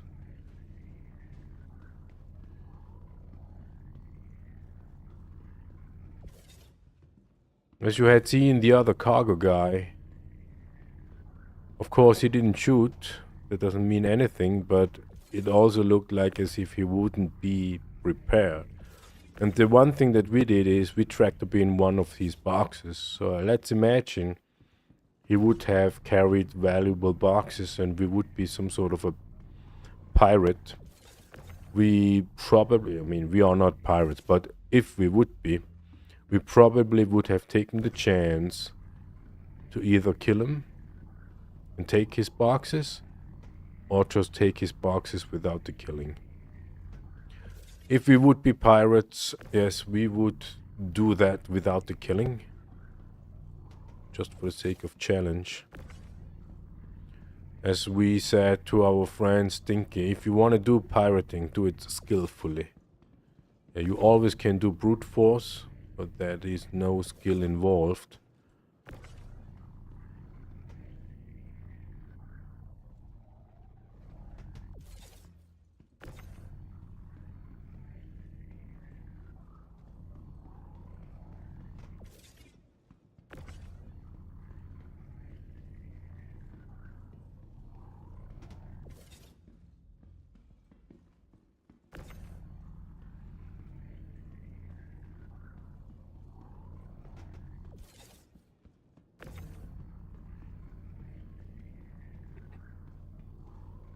Yeah, for us, these, yeah, if it would be smooth, yeah, if it would be smooth, it would be something like a meditative stuff, what we're doing here. We like that peaceful, moving virtual space boxes from the elevator to the ship, from the ship to the elevator, or fast storing like we did before on Obituary. It's not even necessarily about the money itself. Of course, we want to make financial progress, if you will, but we do not care much about the money anymore. And the simple reason why we don't care much anymore, because we met somebody and he just gave us 150 mil, just so. That wouldn't be an issue for a day or two maybe, because we still know what money we actually made by ourselves and what money is just given to us. But after a while, that thin line vanishes and you cannot recall what boxes had been paid with our own money and what boxes had been paid with that just gifted money. That is one thing why the inflation that happened here actually destroys the game when it comes to a video game or even a video game experience. And all the players who started out with just, let's say, 25 or 70,000 Alphas UEC, they know what we are talking about. When it comes to a video game, the grind is important. The progress is important. The reward is important. If you don't have those aspects, who is willing to play? I mean, and we, yeah, of course, we play for the progress, we play for the reward, but it's not money anymore. It is finding new routes, finding new commodities, and hope, yeah, hope that CIG doesn't destroy the last resort. But what we had seen in Evocati test play, they will. And then we need to face the truth that we known since the very beginning in summer 2024. Star Citizen is no video game and never will be. By the definition.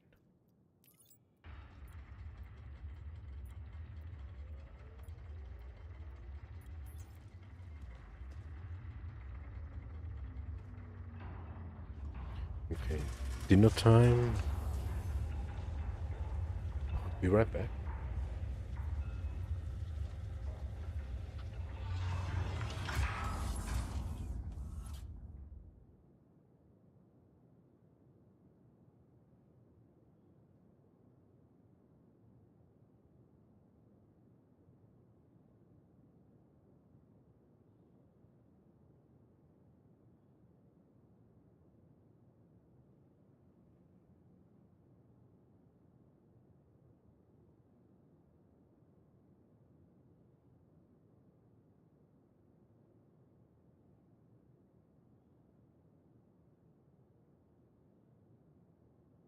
Oh, a player arrived while we got our food out.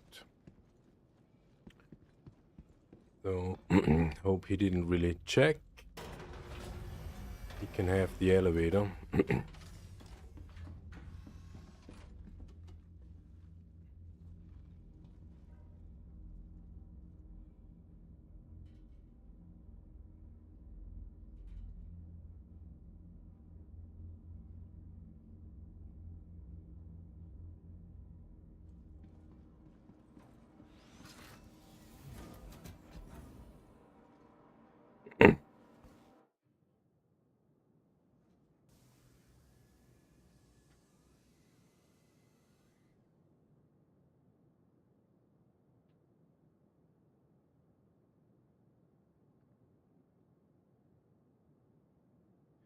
Did we see it correctly? He doesn't have even a gun on him.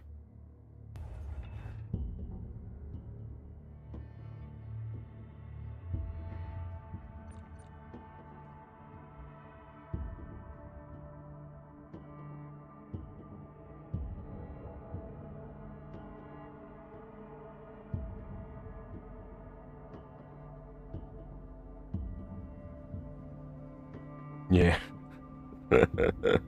He doesn't have a gun on him.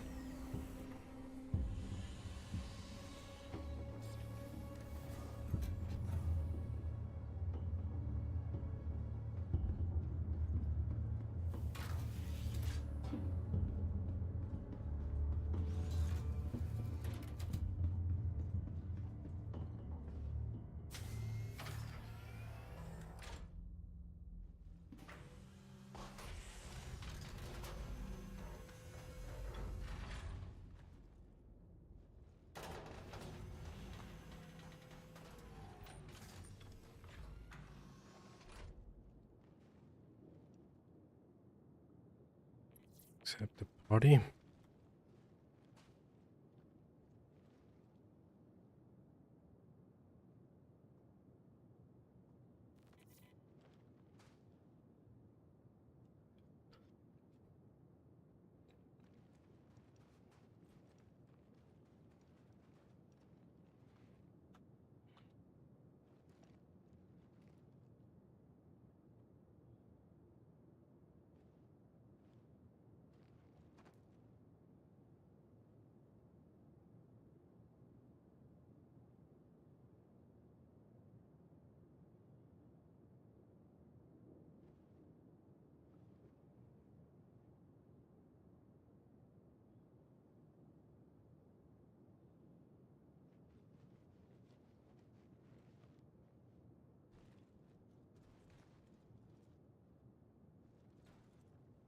Ah, we don't have. Ah.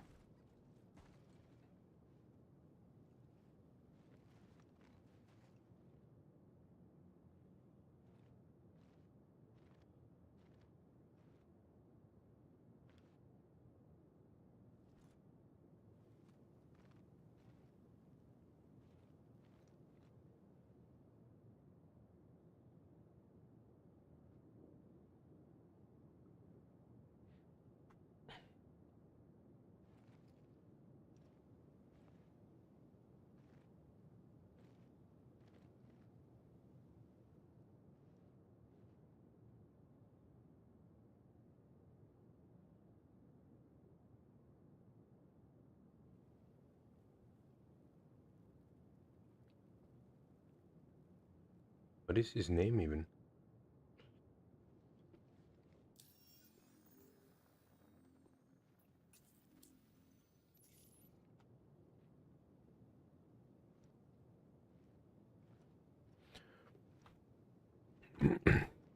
Can you hear me? Can you hear me?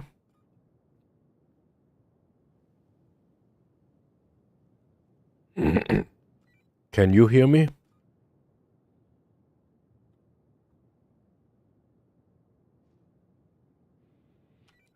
Never really used this proximity talk.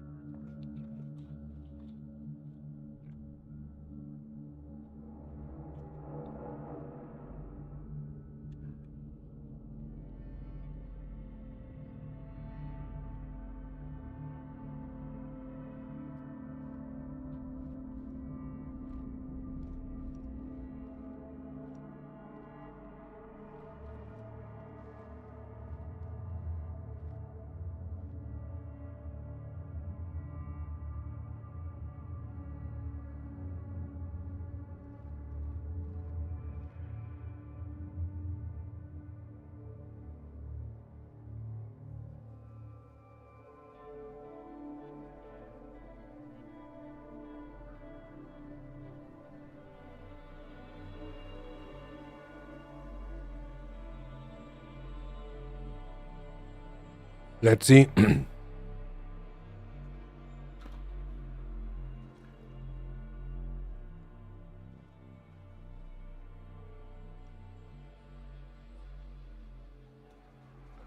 Let's see. Friend request.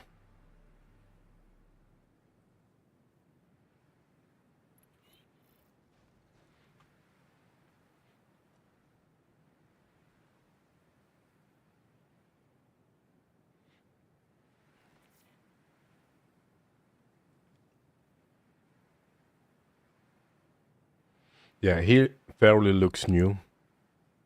Let's have a check. It even looks like the default armor piece you get when you do the...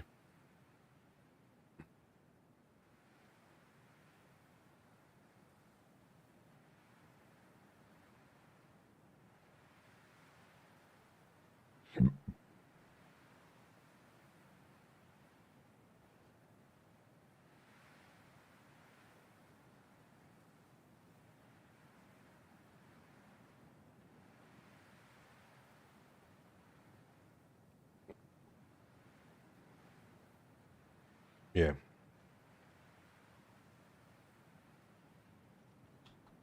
Bob, Mac, Millen.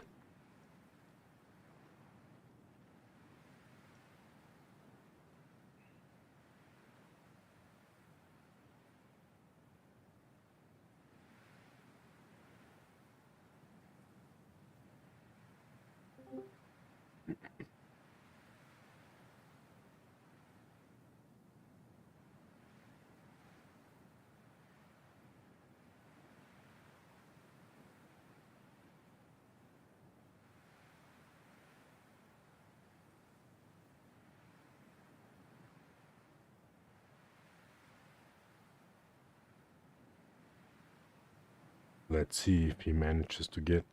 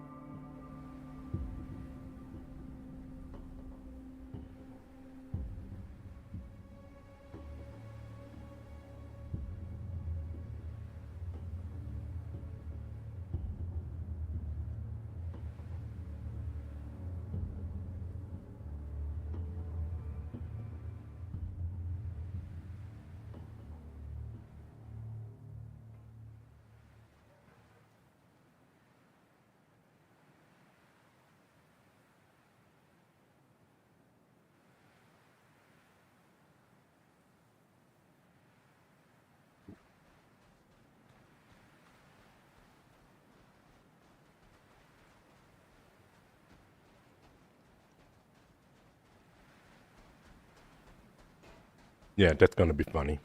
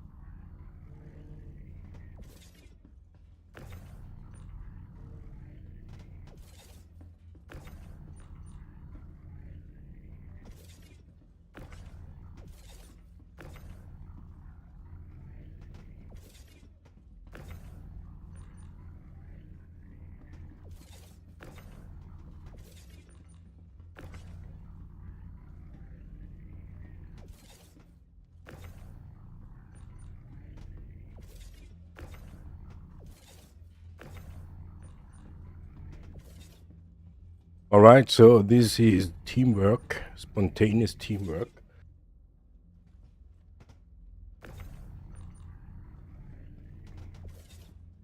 A potential crew member. Yeah, if you are interested in commodity trading here in the verse, try to reach us. You can, what you can do is, best will be YouTube. On the YouTube channel, comment your username and a short introduction why you want to be part of our crew. Because commodity trading, a lot of people do commodity trading. If you want to join us, you don't do it for the commodity itself. You need to have, let's say, another reason, another why. And we want to hear that. And if we think your why you want to join us is interesting enough, we will contact you. And we will do a test run. And just for the sake of having no trust in nobody, we will definitely do a small one, not that high value commodity stuff.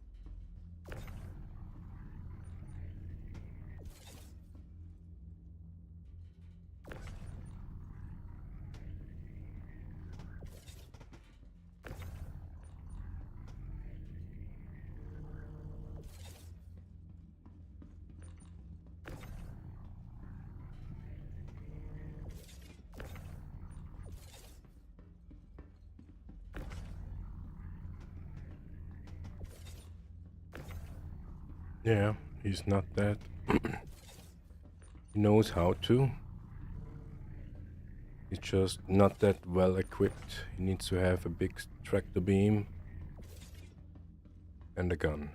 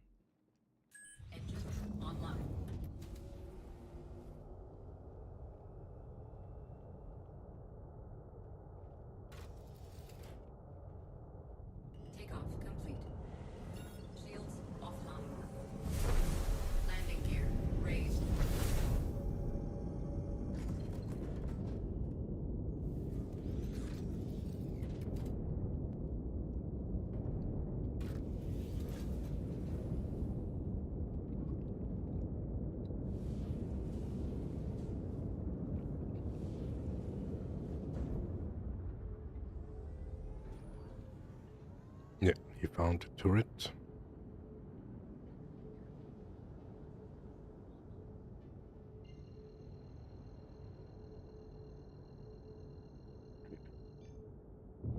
Yeah, this is gonna be a banger. Now we need to find another shard because we have 500 SUs at Shepherd's, no, battlefield.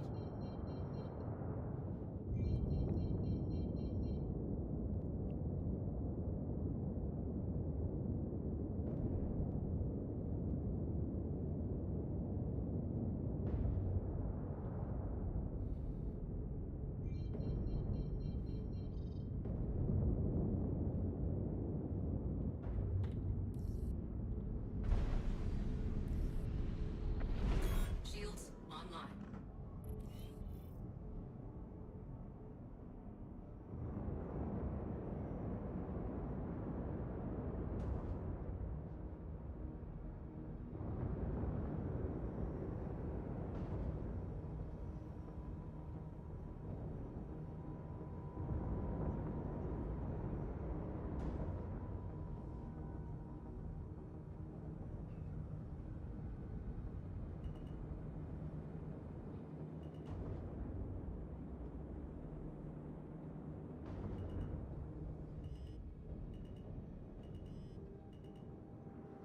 Docking initiated. Docking denied. Landing gear Arrival deployed. complete. Takeoff Welcome. complete. Landing engines offline.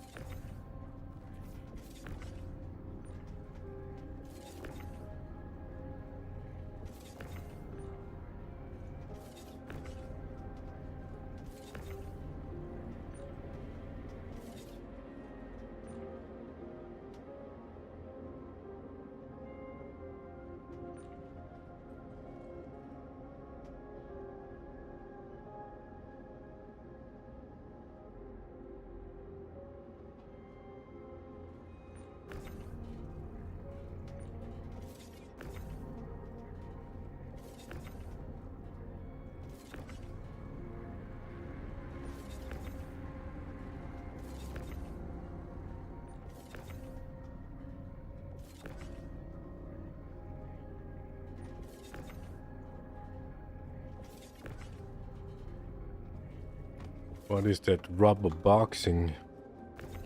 Is that latency? What do we have? 30 frames straight. 33 milliseconds.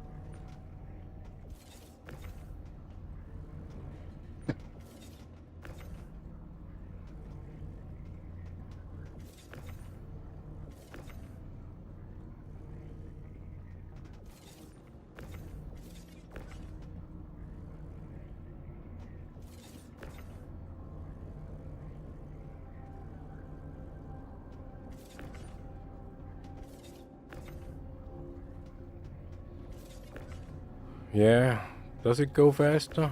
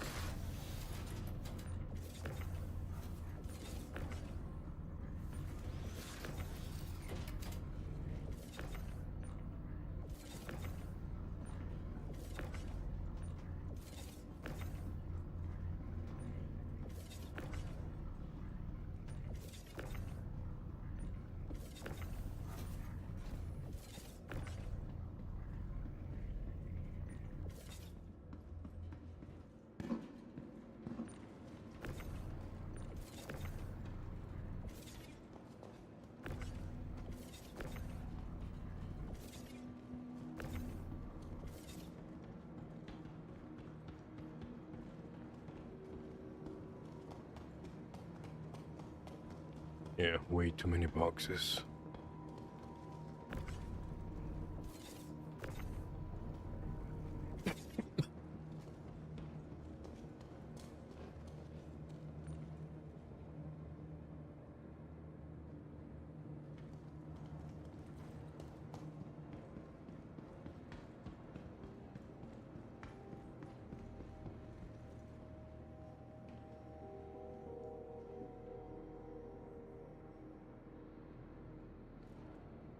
Welcome to the ASUS vehicle retrieval system. Your vehicle has been physical again. Bye.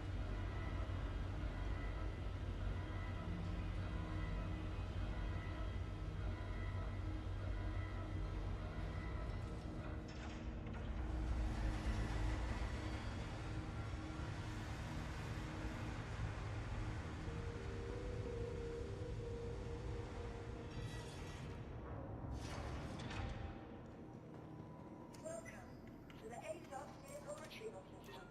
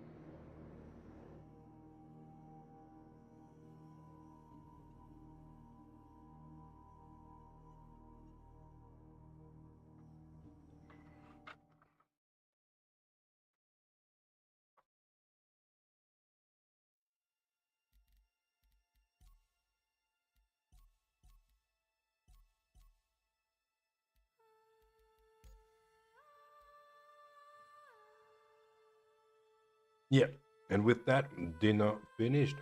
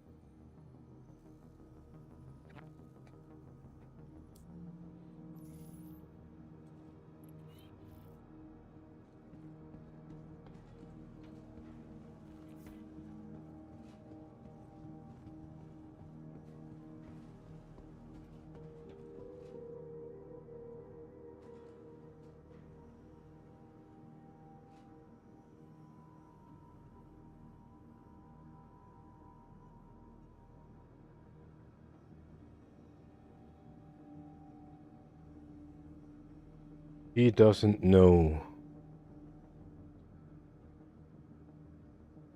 It looks like as if he doesn't know how to join.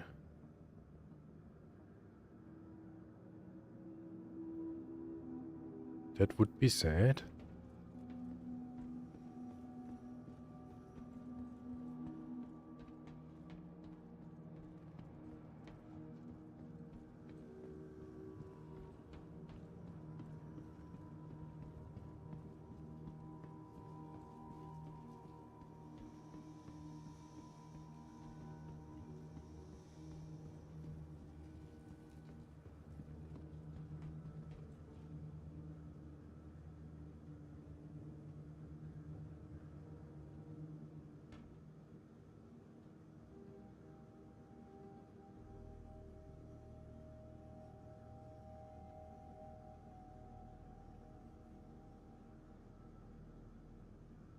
What's been going on with you?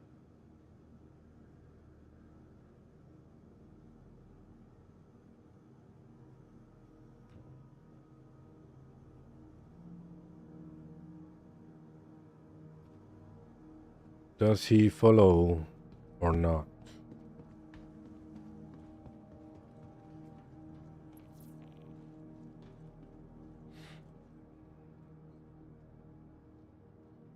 Doesn't look like.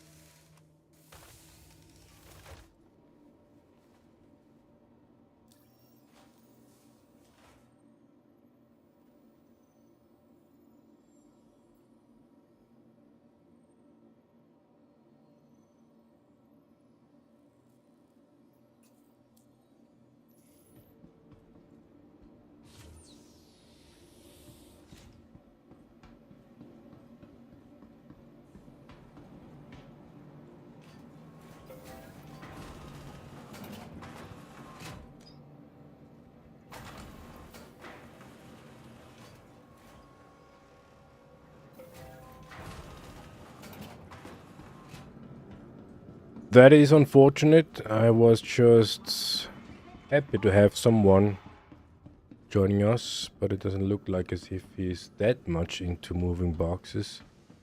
All good. Moving boxes, doing commodity trading is not everybody's game. Of course, we know that. So no judging on that.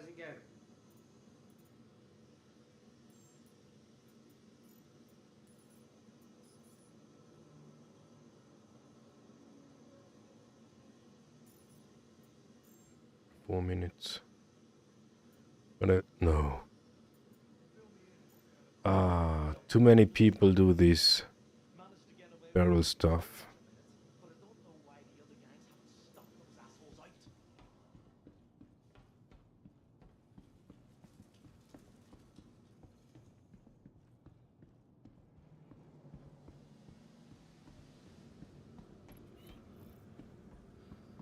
Yeah. Ooh. He made it. Made it.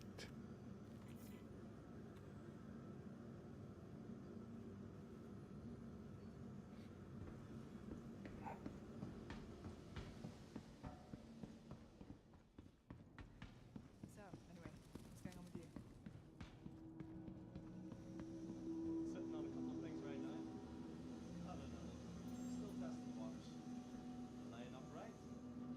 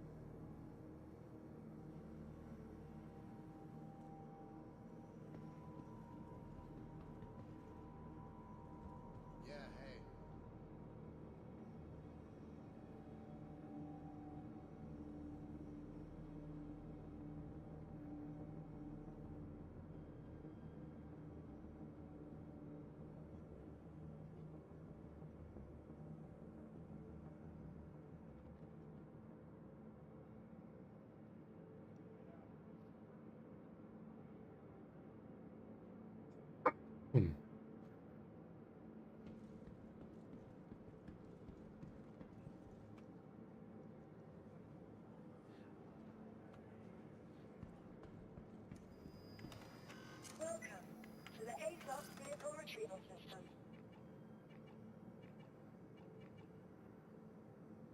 Please visit us again.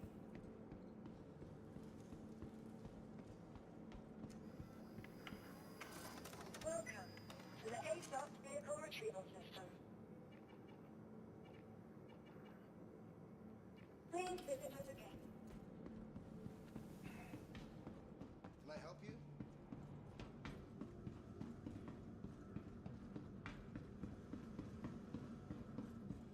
So what is the thing? If he manages, and I have no doubt that he does, he will buy a tractor beam.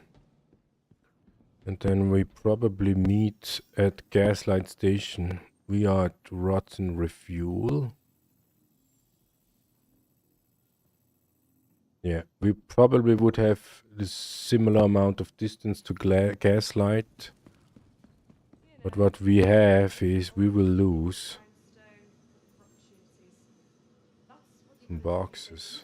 Make your own magic, because let me tell you, ain't no one gonna help you with your future. You gotta do that.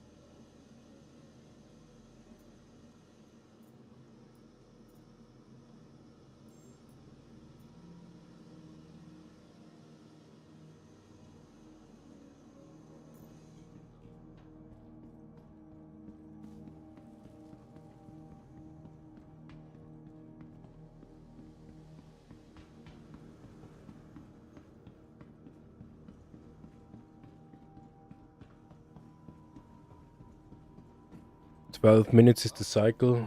We don't want to wait 10 minutes. 12 minutes. Welcome to the ASUS vehicle retrieval system. Please visit us again.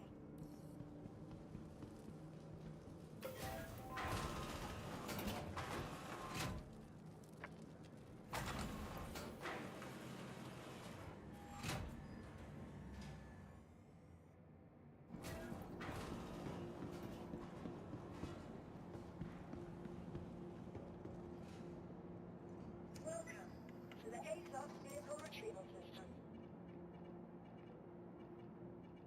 Your vehicle, please visit us again. Ah. Welcome to the ASUS vehicle retrieval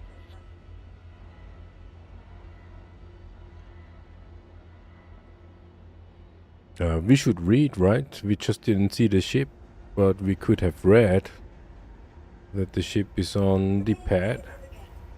Goodbye.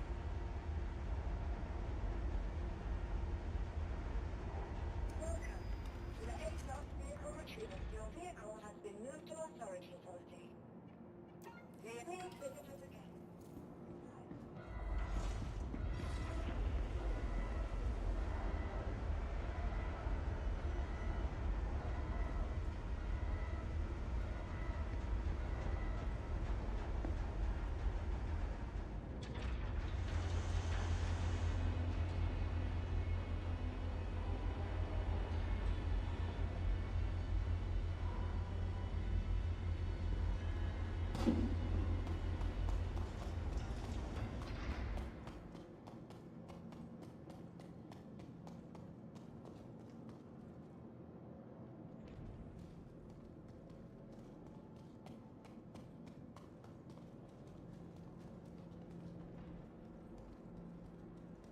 Yeah, this barrel is basically the perfect example why not to.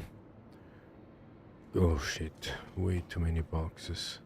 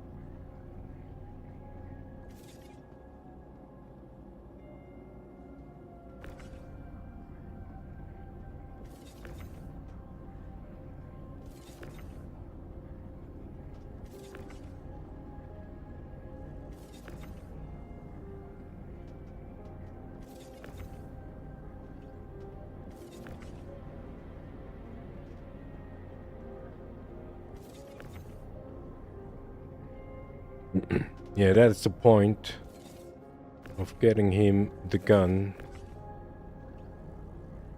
to win some time on my end.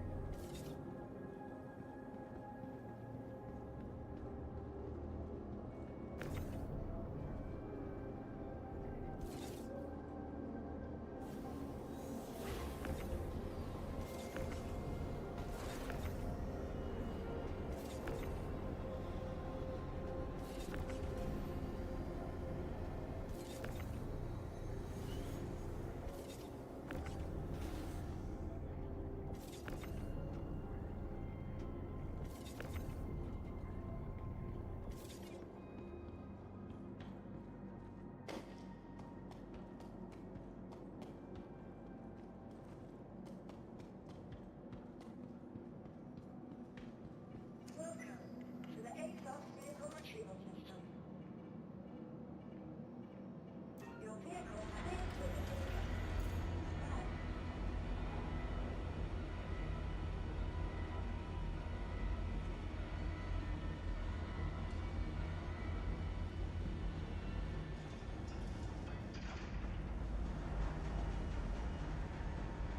Welcome to the ASUS vehicle retrieval system.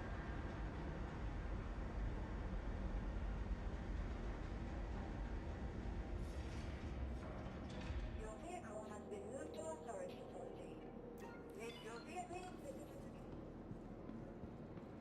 We just unloaded the ship, but we don't sell because inventory is way too high. We should have known it. Yeah, we shouldn't have done it.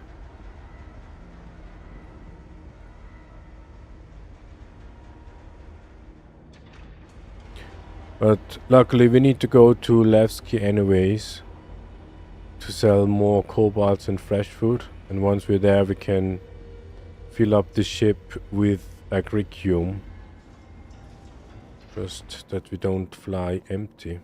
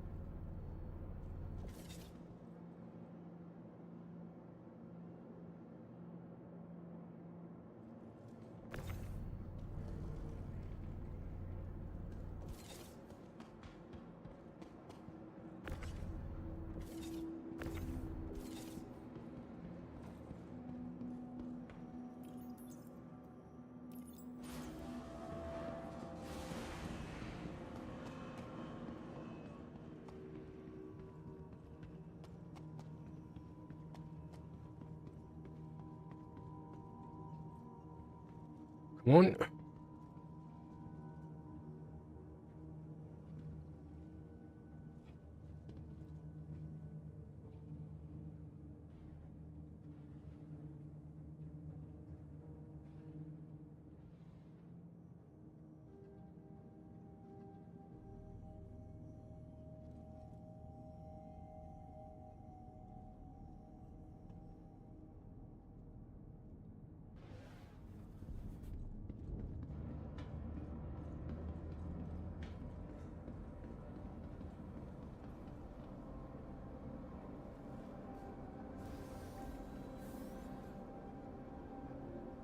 You are cleared to leave. You are cleared to leave. Systems on.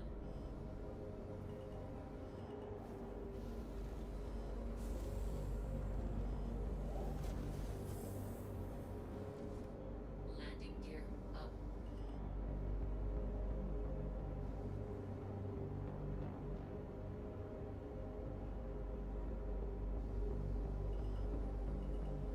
Shields off.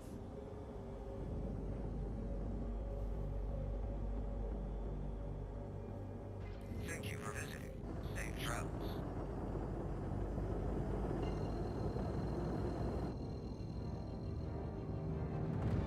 No! We need to refuel. An available space has been located.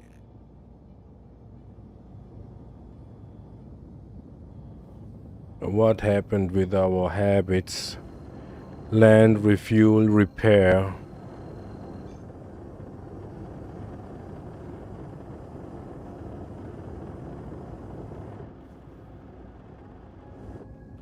This vehicle already has...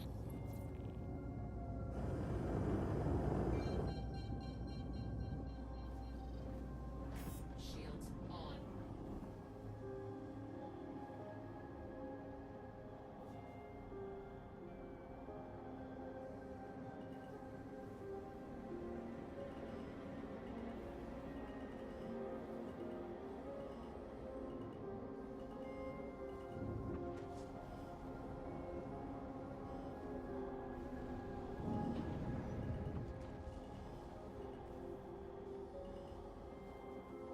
Landing gear down.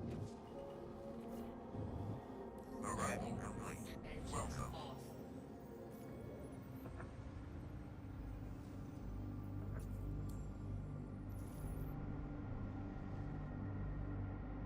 You are cleared to leave.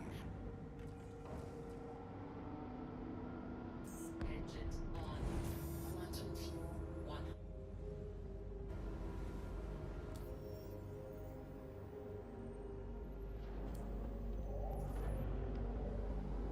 Launch complete.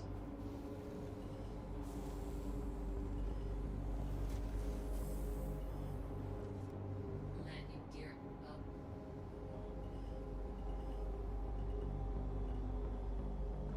Shields off.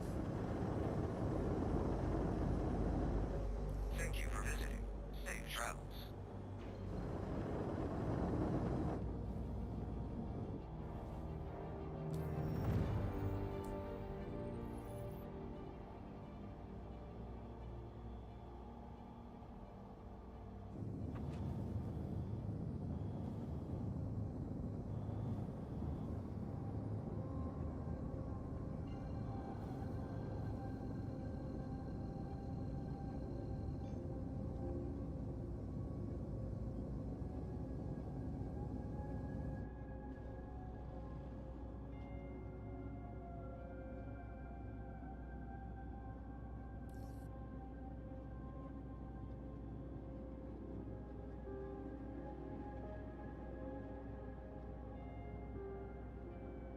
Oh, easy. Yeah.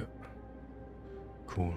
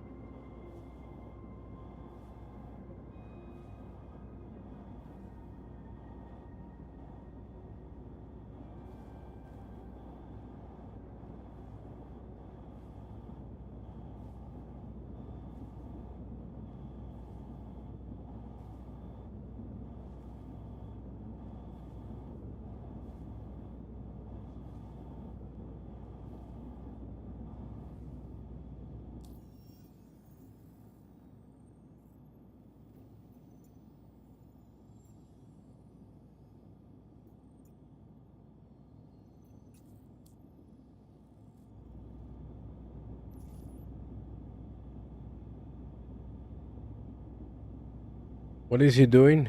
Come on. Bob.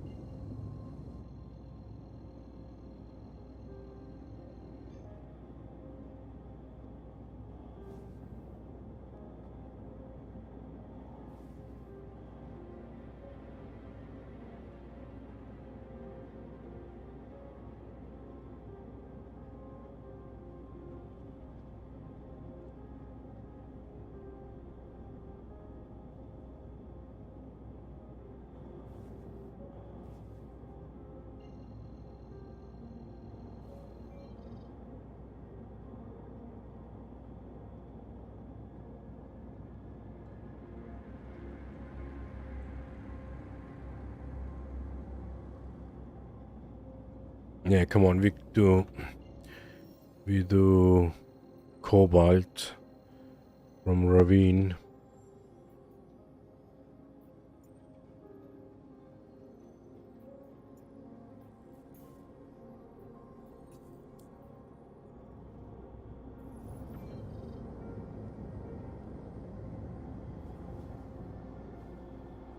Oh, he left.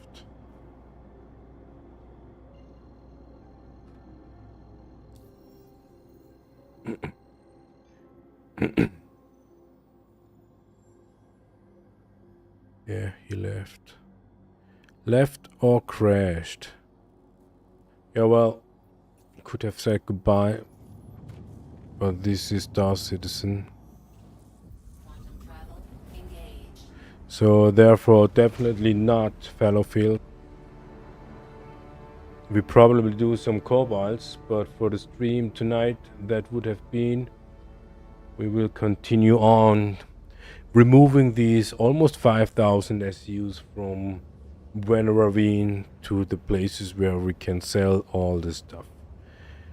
By then, thanks for watching. We will see us next Tuesday for Trading Tuesday. We do not know when the next patch drop will be. That means we need to hurry a little bit. We don't wait until next Tuesday to continue what we're doing here. We do basically commodity trading all the time.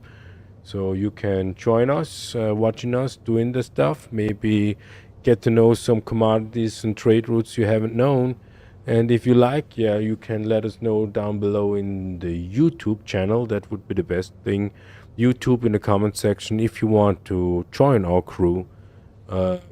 Text down below why you want to join the crew. And of course your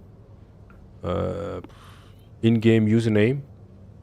And if we like your why, then we will contact you and we will have a test run. Yeah. Up until then, thanks for watching and see ya next time. Adios.